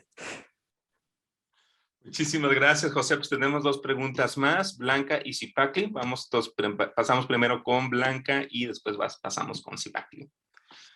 Honestamente ya no sé si es pregunta, comentario o así lo vi porque Catarsis. tengo la misma impresión que Ignacio.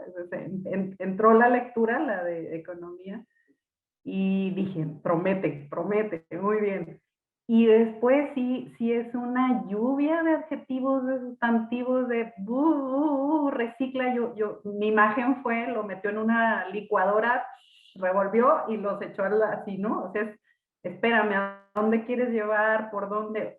Voy a hacer una lectura muy breve que me parece, intentaré tocar lo que nos menciona Ignacio. Dice, en los hipermedios, el texto es el cuerpo, el texto es la mediación, la conciencia, la existencia, es ojo, vínculo y memoria. La conexión es sentido. La dimensión figurativa es una nueva dimensión existencial. O sea, nada más esto lo subrayé y dije, ¿qué?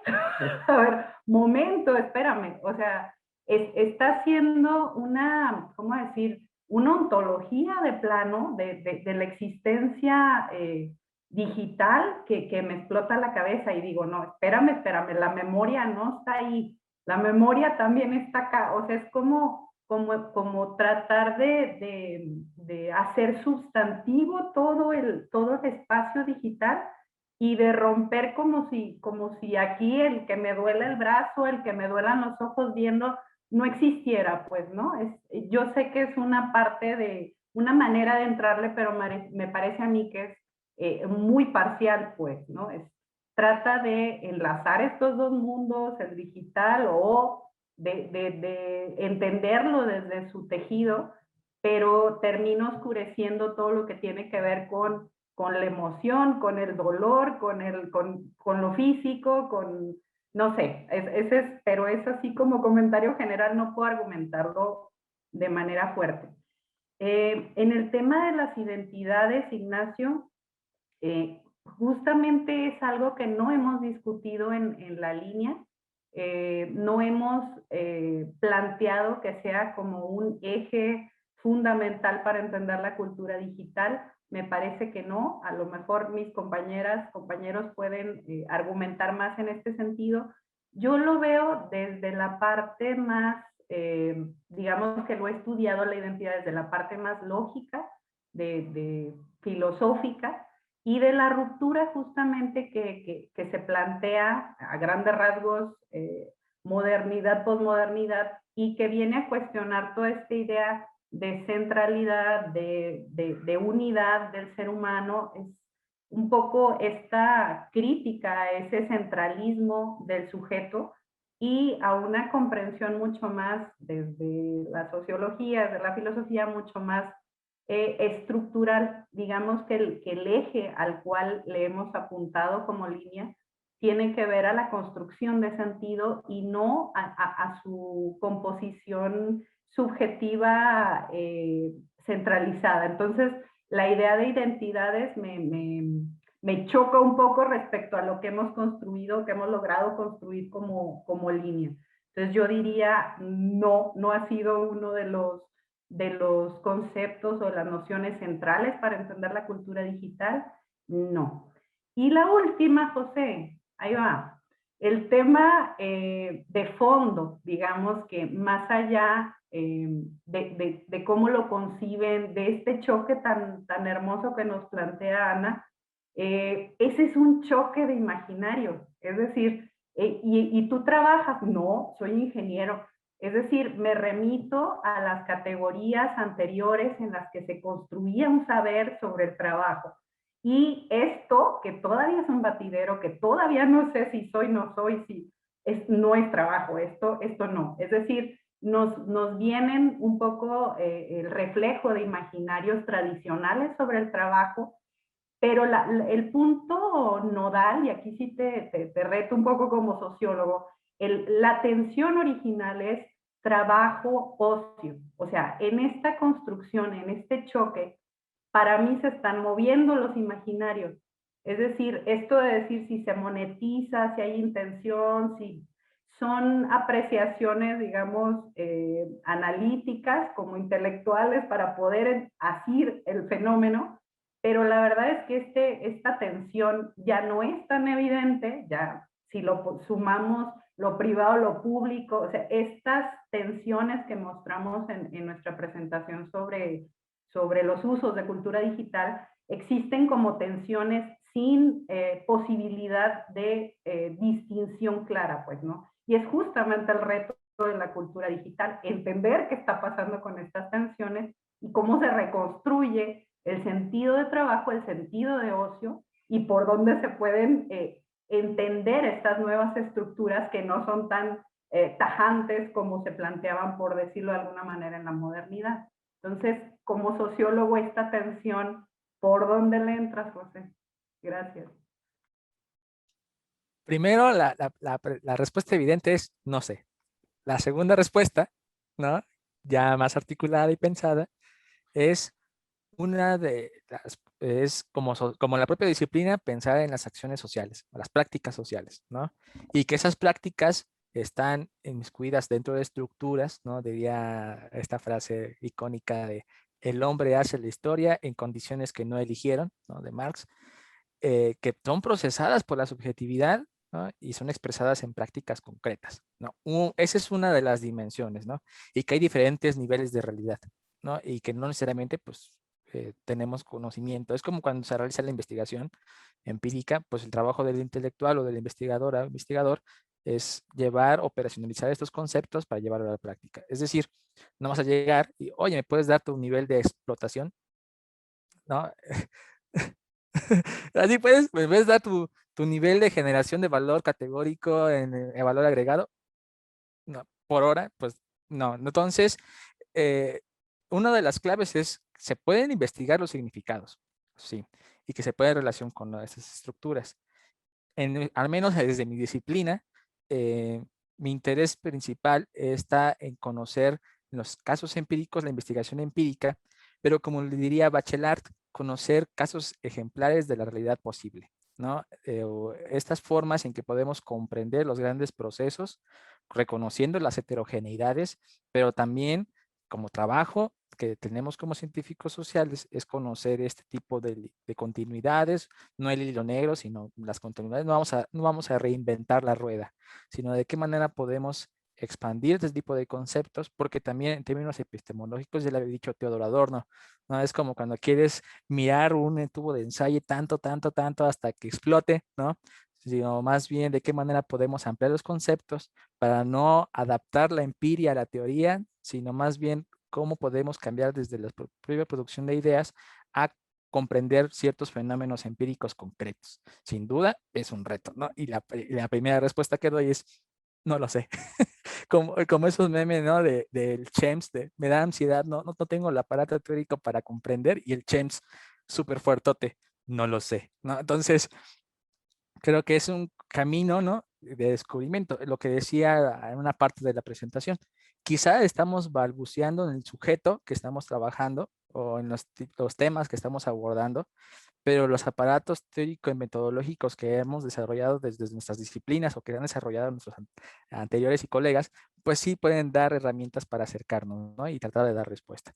Y pues a enfrentarse a este tipo de retos. Muchísimas gracias, José. Pues viene el asunto todavía más. Pasamos ahorita, tenemos a Zipacli, tenemos a Rafa y tenemos a Valeria. Entonces, adelante, Zipacli. Hola, buenos días. Bueno, yo quisiera primero felicitarlos, ¿no? A los autores del artículo. Es un texto muy actual, ¿no? Muy vigente y que pues, ¿no? Nos tiene aquí a todos discutiendo desde determinadas, ¿no? Puntos de vista. Bueno, pasando a la cuestión de mis comentarios, quería agregar dos comentarios, ¿no? Uno es más así como una especie de reflexión que me deja, ¿no? Después de haber leído el texto, y la otra ya es una pregunta más específica, ¿no? De una duda que me surgió a partir de su texto. Y bueno, con respecto al primero, viendo la raíz, ¿no? Sobre todo marxista, en la que está como estructurado el texto, creo que es un buen momento, un buen ejemplo para tomarlo por caso, para relacionarlo con esta como especie como de interrelación que se ha intentado hacer cuando se habla también de Max Weber, ¿no? Como la contraparte o la ampliación de Marx, y sobre todo porque aquí nos lleva a pensar, ¿no? En términos weberianos, la función del trabajo en la época actual, de cómo se va constituyendo una nueva ideología, ¿no? Que va a sostener y que requiere un tipo de sujeto para echar a andar la maquinaria, ¿no? Del neoliberalismo, del capitalismo tardío, o como lo queramos, ¿no? Definir, tiene que producir esta sociedad un tipo de sujeto que lleve a cabo, ¿no? La labor del neoliberalismo. Ahí es donde para mí, ¿no? Como que se nos presenta esta posibilidad de pensar en estos rasgos que van formando, ¿no? El tipo de sujeto que requiere este sistema. Y es ahí donde, y también lo señalan los autores, ¿no? Cuando citan a Luc Boltanski, ¿no? Y a Chiapello, que son el que yo más reconozco, ¿no? Que he leído y que hablan ellos del cambio de ideología, ¿no? Que caracteriza al sujeto posmoderno, que tiene que ver con este cambio de aspectos como, por ejemplo, suponerse un sujeto meritocrático, ¿no? Que a partir de todas sus adquisiciones en el mundo de la vida cotidiana son a partir de o es un genio, o es un fuera de serie, o le luchó mucho, ¿no? Para llegar a donde está, ¿no? Como que ese elemento, ¿no? Se integra a este tipo de lógica con la cual operan, creo que también, ¿no? Los chicos que se dedican al gamer, ¿no? Otro punto del cambio de esta ideología, ¿no? Tiene que ver con la noción de libertad y autonomía, que se reflejan con aspectos como sentirse su propio jefe. Es decir, ¿no? Yo soy el amo y controlador de mi tiempo. Yo decido a qué hora trabajo, ¿no? El del Uber, el chofer de Uber, ¿no? Los chicos que entrevistaban, ¿no? Mencionaban ese aspecto. Ellos dividían muy bien sus tiempos de trabajo y sus tiempos de ocio, y aunque eso ya es muy problemático, ¿no? Diferenciar muy fehacientemente ambos campos, ¿no? Entre lo lúdico y el trabajo, ¿no? Otro elemento que cambia de esta ideología tiene que ver con la iniciativa. Es decir, son chicos muy proclives, ¿no? O la nueva mentalidad es el tener siempre la iniciativa para, ¿no? Emprender, para generar tus propios ingresos. Es decir, tú no tienes por qué, ¿no? Limitarte. Y entonces a mí me gustó, ¿no? Primero esta parte, ¿no? Destacar este elemento de cómo hay un cambio, ¿no? Y ahí podemos introducir hasta Paula Sibilia, ¿no? Con respecto al cambio de cómo la lectura del Principito, ¿no? Funcionaba en un contexto en el que el yo estaba dirigido a la interiorización, no a la exteriorización, ¿no? No al alter dirigido al yo, a los otros, que los otros nos validen, y que hoy cambia totalmente, ¿no? La cuestión de la lectura del Principito, como es decir, hoy no se podría ver como construido, ¿no? El relato del Principito. Hoy lo que más emana es que todos, ¿no? Abramos nuestra intimidad, es decir, ya no que seamos reflexivos. Y por ello, ¿no? De ahí se pueden ir entendiendo como varios procesos donde se van perdiendo el sentido de ciertas prácticas, ciertas instituciones, que Sibilia es, ¿no? La que más nos ha aportado comprensión a ese ámbito de por qué la ya más cada vez mayor ausencia de personas en las bibliotecas, por qué cada vez más estamos interesados en la presentación de nuestra imagen, ¿no? Hacia los demás, etcétera, ¿no? Entonces, el primer comentario quería agregar eso, ¿no? Cómo hay un contexto que permite la emergencia de un tipo de sujeto que va a llevar a cabo o sobre sus hombros, ¿no? Este tipo de echar a andar el sistema, ¿no? Requiere un sujeto específico, con una mentalidad específica, ¿no? Entonces, en ese sentido, creo que es un buen momento para, ¿no? Como incursionar en esos ámbitos de el discurso dialógico entre estructura y sujeto, ¿no? Que van en términos dialécticos. Pero, y bueno, ya en el segundo punto que quería tocar, que era más una pregunta que me surgió después de leer el texto de los autores, es que a mí me surgió como la duda de entonces ustedes, no sé si lo entendí bien, ¿no? Y si no, ahí me corrigen, ¿consideran que los gamers son una colectividad? Es decir, son un grupo de colectivo de trabajo, y si es así o no es así. Si es así, entonces ustedes estarían en contra del posicionamiento de Chul Han, ¿no? Con respecto a que actualmente ya es muy difícil hablar de colectividades o grupos, ¿no? Que se suponen como miembros de una colectividad, en este caso, ¿no? Y ustedes muy bien lo mencionan, ¿no? Que eso se ha perdido, ya no se habla de los obreros, ¿no? Como un grupo colectivo que se piensa, ¿no? Con fines de mejorar su situación. Entonces, ¿no? Chul Han dice, hoy ya no funcionamos como la idea de masa o con la idea de colectividad. Hoy más bien la figura que representa la época actual de la conjunción de las individualidades es el enjambre. Y en el enjambre nos reunimos, ¿no? A partir de nuestras singularidades con el fin de realizar fines concretos. Y, por ejemplo, ¿no? Está el caso, por ejemplo, me viene a la mente el caso del niño, ¿no? Que tenía un padecimiento de cáncer, creo que cerebral, un niño chileno, que quería ser youtuber, y entonces se empezó a difundir por las redes, ¿no? La intención de que lo volviéramos youtuber, y entonces todos empezamos a suscribirnos a su canal, y finalmente logró llegar como a los 2 millones de seguidores. Y pasado el efecto inmediato o el fin concreto que queríamos en realidad concretar, pues fue llevar a cabo al niño, ¿no? Y después ya todos nos desaparecimos, se disolvió el enjambre, y no por ello, ¿no? Nos volvimos un grupo que llevamos a cabo acciones en colectivo. Entonces, en ese sentido, ¿no? Por ahí va mi duda, si es ustedes piensan a los gamers, ¿no? Como una colectividad construida a partir de singularidades, pero que llevan como consigna la elaboración de mejoras a nivel colectivas o a nivel individuales, ¿no? Porque Pues porque lo que yo veo, ¿no? Es que yo estaría más a favor de Chulhan, porque yo no veo, ¿no? Que hoy se esté abogando, y ahí sí, pues el experto, ¿no? En la cuestión del trabajo, yo no conozco, ¿no? Digo, colectivos que estén luchando, ¿no? Por mejoras salariales, por tener derechos, por ejemplo, de pensiones, tener vacaciones, ¿no? Tener un salario fijo,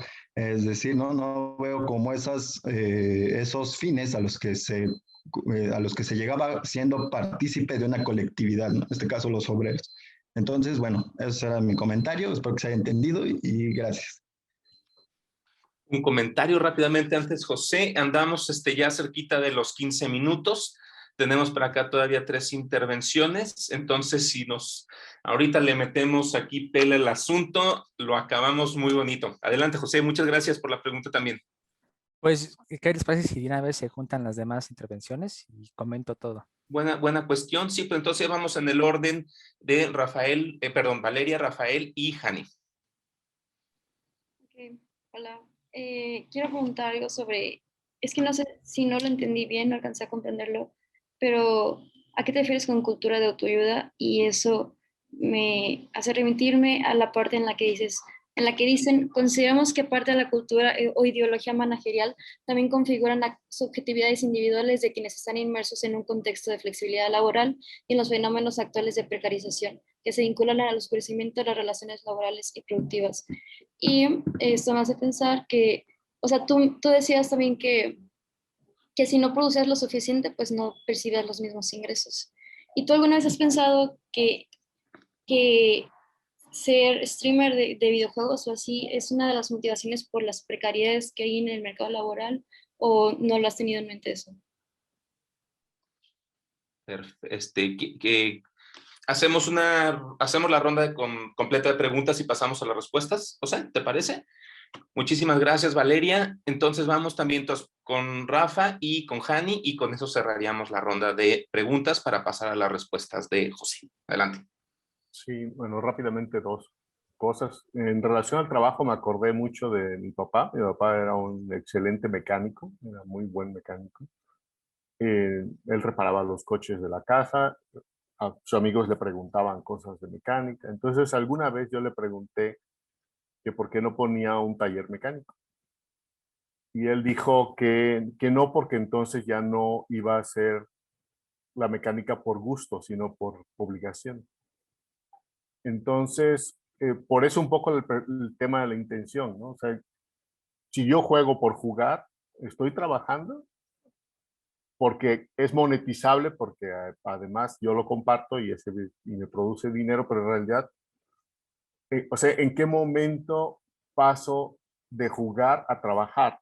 O sea, estoy trabajando porque alguien produce, o porque lo que yo hago produce dinero, o estoy trabajando porque tengo la intención de ganar ese dinero. Entonces, esa era parte de digamos, lo que estaría detrás de la pregunta.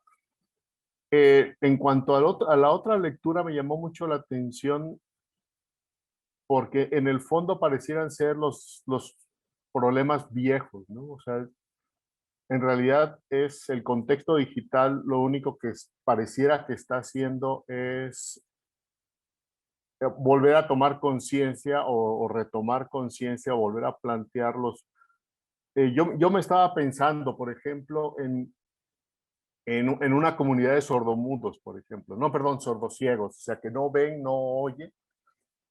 Entonces, todo estaría en el tacto. Yo conozco a la persona o yo me comunico con los demás porque los toco, porque los siento con mis sentidos, pero aún así, en ese caso, y digamos, yo estoy contaminado de teoría de sistemas, pero en ese caso, básicamente, aún así, la persona es lo que yo siento, es lo que yo toco, es su humedad, es su olor, eso es la persona, ¿no? Entonces, aún en ese caso, la persona que sería físico, contacto físico, lo que yo soy y lo que el otro ve son dos cosas diferentes, o el otro siente, el otro percibe son dos cosas diferentes. Entonces tengo dos identidades, ¿no? Lo que yo siento que soy y lo que los demás ven o tocan, ¿no? Y si en un momento dado un par de ellos, vamos a decir, los operan y entonces ya pueden ver y oír, entonces los demás dirían que ya no se están comunicando porque ya no se tocan, porque ahora la persona hace ruido y el otro le escucha y el otro le contesta haciendo ruido y entonces el otro lo escucha y entonces ya no hay contacto y podría haber todo un problema ahí de antisocial. La persona se ha vuelto antisocial porque ya no se comunica por los medios tradicionales, ¿no? Ahora usa otros medios. Y entonces el otro ya no es esa persona que yo tocaba, ahora es una persona que además escucho y veo, ¿no?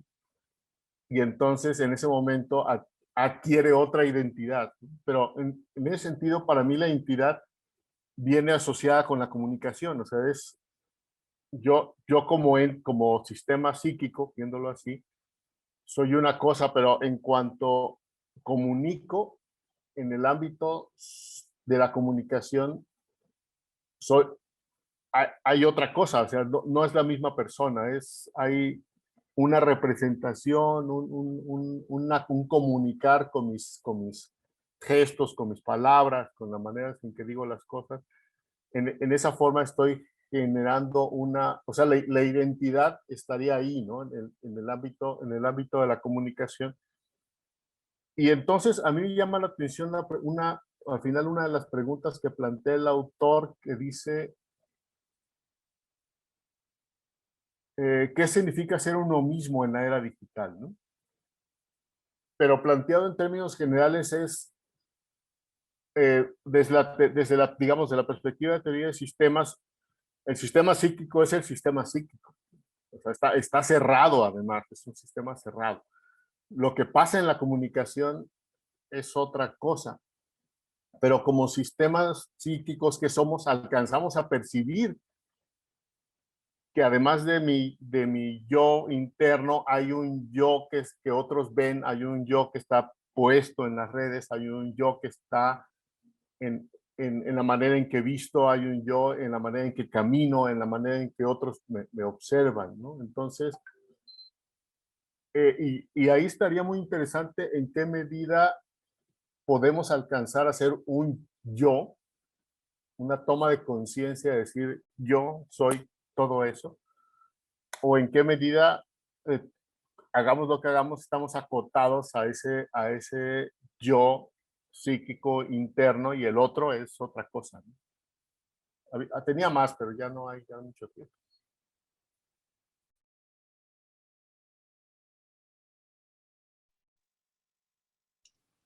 Entonces, pues adelante. Si quieres. Vas, Jani. Pues estoy escuchando aquí medio raro, pues puse los audífonos, pero adelante, adelante. Sí, bueno, nada más, voy a tratar de ser breve. Voy a aplicarla además de más que una pregunta, tengo un comentario. Sí, porque me voy a centrar en el texto de ustedes, voy a dejar al margen el de Jorge Alberto Hidalgo. En el texto y en lo que recupera José ahora en la presentación que no están en el texto. Muchas gracias, José, por la presentación y muchas gracias y felicidades a ambos por el artículo. Como les decía desde antes, pues sí me da, no solo gusto, me da emoción que podamos discutir este tipo de trabajos ya elaborados por nosotros mismos acá, anfitriones del seminario. Y a mí me metió en un ámbito pues, del cual pues, soy muy ajena, ¿no? Que es esta cuestión de la sociología del trabajo. Y tengo que reconocer que más que desde el trabajo, lo leo porque mis elementos, digamos, de partida ahí son muy escasos, lo leía sobre todo desde el interés en el ámbito del consumo, digamos, o contraponiendo toda esta cuestión que ustedes enfocan desde el trabajo en el consumo y sobre todo en el consumo pensándolo desde su dimensión más simbólica que productiva en términos monetarios, ¿no? Y creo que ahí habían dos cuestiones, sobre todo en relación, por ejemplo, con sociólogos como Bauman, como Beck, etcétera, que me cuestionaba, o que me cuestionaba, no como planteamiento directo de cuestionamiento a su trabajo, sino que me movían algunas ideas al respecto, y era, por una parte, pensaba, Blanca lo expresaba muy bien, y creo que es una tensión básica de fondo, una tensión estructurante, está entre trabajo y ocio. Yo lo pensaba en relación con el consumo como una forma particular y sociohistóricamente constituida de configurar el tiempo de ocio en nuestras sociedades, pero ¿hasta qué punto estas categorías nos siguen siendo útiles para pensar, y hasta qué punto es posible hoy, a la luz de estas mismas tensiones que ustedes, o estos desplazamientos que ustedes dejan claros en el trabajo, son identidades realmente ancladas al ámbito de lo laboral, del trabajo, o son de fondo identidades ancladas al consumo, y al consumo de identidades, incluso en el sentido baumiano, ¿no? De estos identikits. Eso por una parte. Y por otra, la cuestión y tiene que ver un poco con el comentario que hacía antes Zipacli, una postura clara en su trabajo es cómo esto evidencia una cierta oposición a las tesis de la fragmentación y de la individuación. Y yo, digamos, reformulo un poco la inquietud de Zipacli, es, ¿de veras en qué medida? ¿En qué medida se pueden considerar que estas culturas, y pongo entre signos de interrogación y slash y todo eso, laborales, de consumo, etcétera, desafían de fondo estas tendencias de individuación y de fragmentación, pensándolo de nuevo, desde autores como Beck, por ejemplo, donde lo que se ve es una pérdida de centralidad de las instituciones tradicionales, una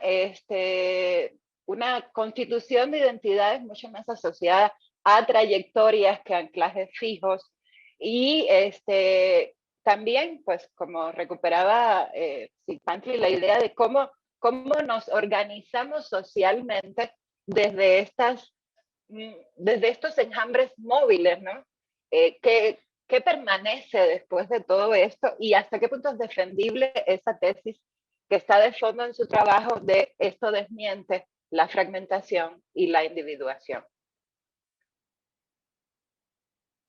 Perfecto, pues muchísimas gracias, Hani. Pues José, échale. Ay, nanita. No, más bien agradecido con las preguntas y comentarios. Siempre he creído que la discusión es parte del progreso de la ciencia. Entonces, voy que corro.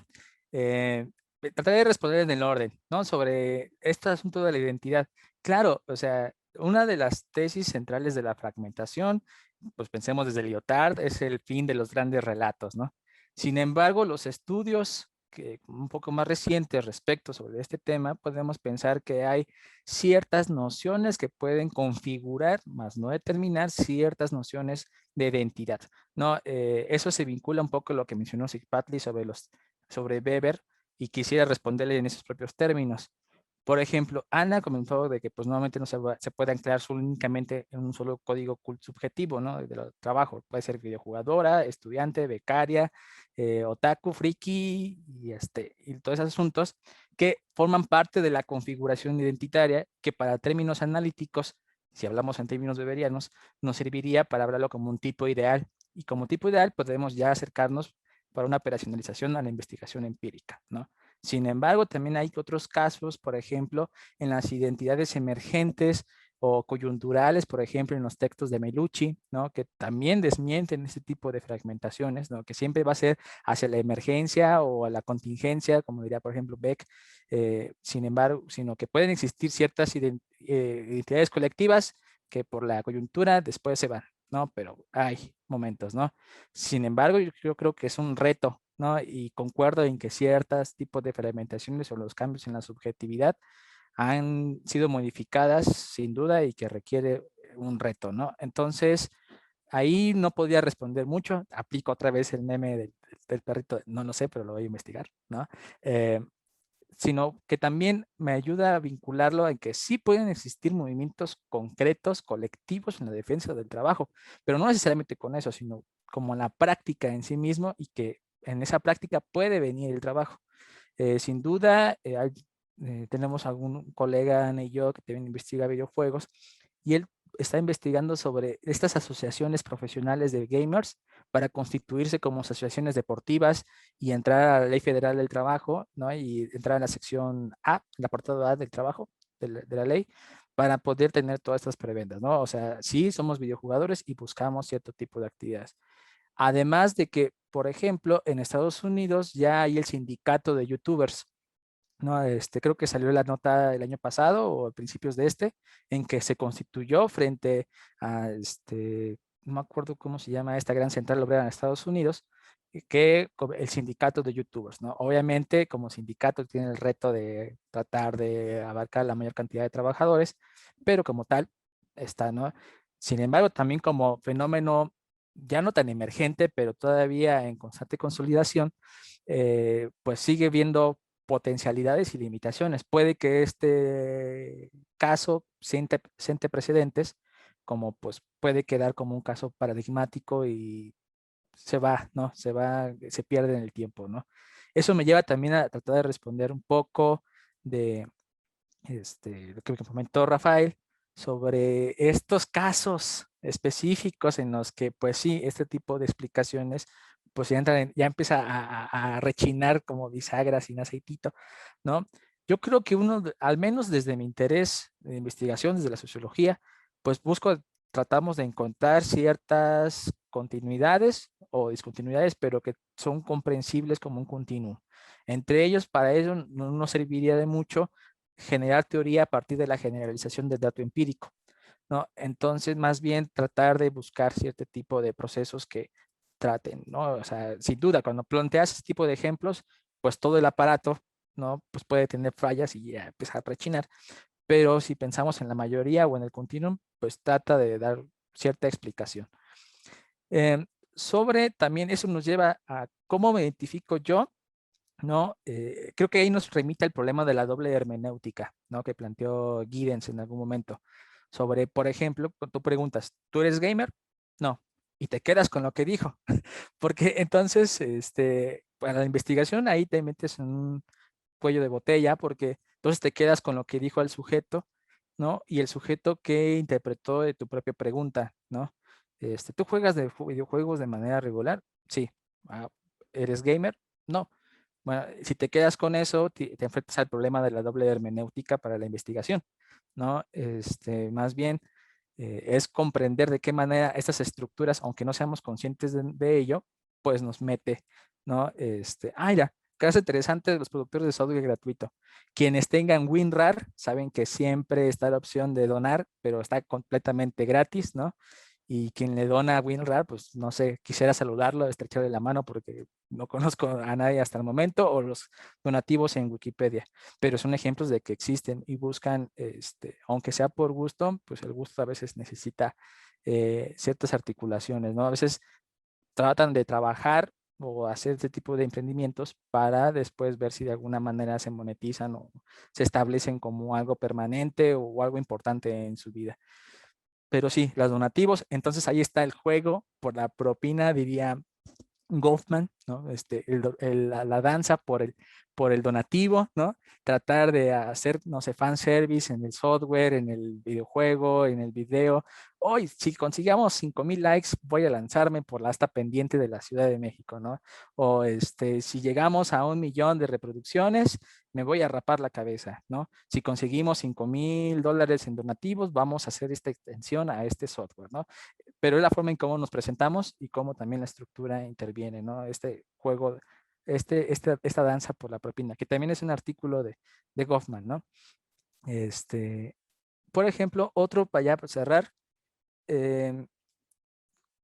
sobre lo que mencionó Valeria Llamada, sobre esto de la cultura de autoayuda. Yo recomiendo mucho leer a Eva Illouz, ¿no? Que plantea como esquemáticamente cómo es que el cambio de las subjetividades individualizan ciertos procesos ¿no? Estas tecnologías del yo, si queremos ver en términos Foucaultianos, pero pues sí, está abierta la pregunta. Yo conozco investigación empírica sobre este tema en ventas multinivel, piramidales, ¿no? Buena parte de los estudios sobre las vendedoras o vendedores conocidos como los nenis, en términos de cómo son estos ejemplos en que se individualizan ciertos procesos macrosociales, ¿no? Yo solamente haría esa recomendación, no podía responderlo con tanta claridad, ¿no? Solo lo articularía con estos asuntos. Y con Hani, pues obviamente comparto una parte de estas reflexiones sobre la identidad y cómo esto llega a exceder, ¿no? Yo creo que el reto está más bien qué elaboraciones mentales podemos hacer para tratar de captar o darle explicación. Y vuelvo a citar el meme del no lo sé, pero lo voy a investigar, ¿no? Entonces, pero yo más bien agradezco todas esas preguntas porque nos demuestra que desde una visión multidisciplinaria podemos abordar y abonar ese tipo de reflexiones a ese tipo de fenómenos que sin duda despierta preguntas más que respuestas, y está en la investigación de la pregunta, pues el avance, ¿no? Y creo que ya estoy en el tiempo, así que muchas gracias por preguntas, comentarios y todo demás. Gracias. Perfectísimo, pues muchísimas gracias, José. Respuestas muy atentas, muy puntuales a preguntas que han sido también muy complejas y extensas, lo cual, bueno, se agradece muchísimo siempre. Y pues con eso estamos damos cierre, estamos ya en los límites del tiempo. Entonces, pues agradecerles, ¿no?, su presencia, que estamos aquí del otro lado de la pantalla, desde este otro lado de la pantalla. Y pues ya nada más recordarles que nos veríamos bueno, quien quiera venir por acá ya saben, como siempre, el 25 de junio, que sería la siguiente sesión. Y pues eso, nada más, ¿no? Agradecerles muchísimo, agradecerles, bueno, José, su magnífica exposición, a Ana, también la coautoría con este maravilloso texto que tuvimos la oportunidad de leer y de revisar y de irnos a fondo con ello, ¿no?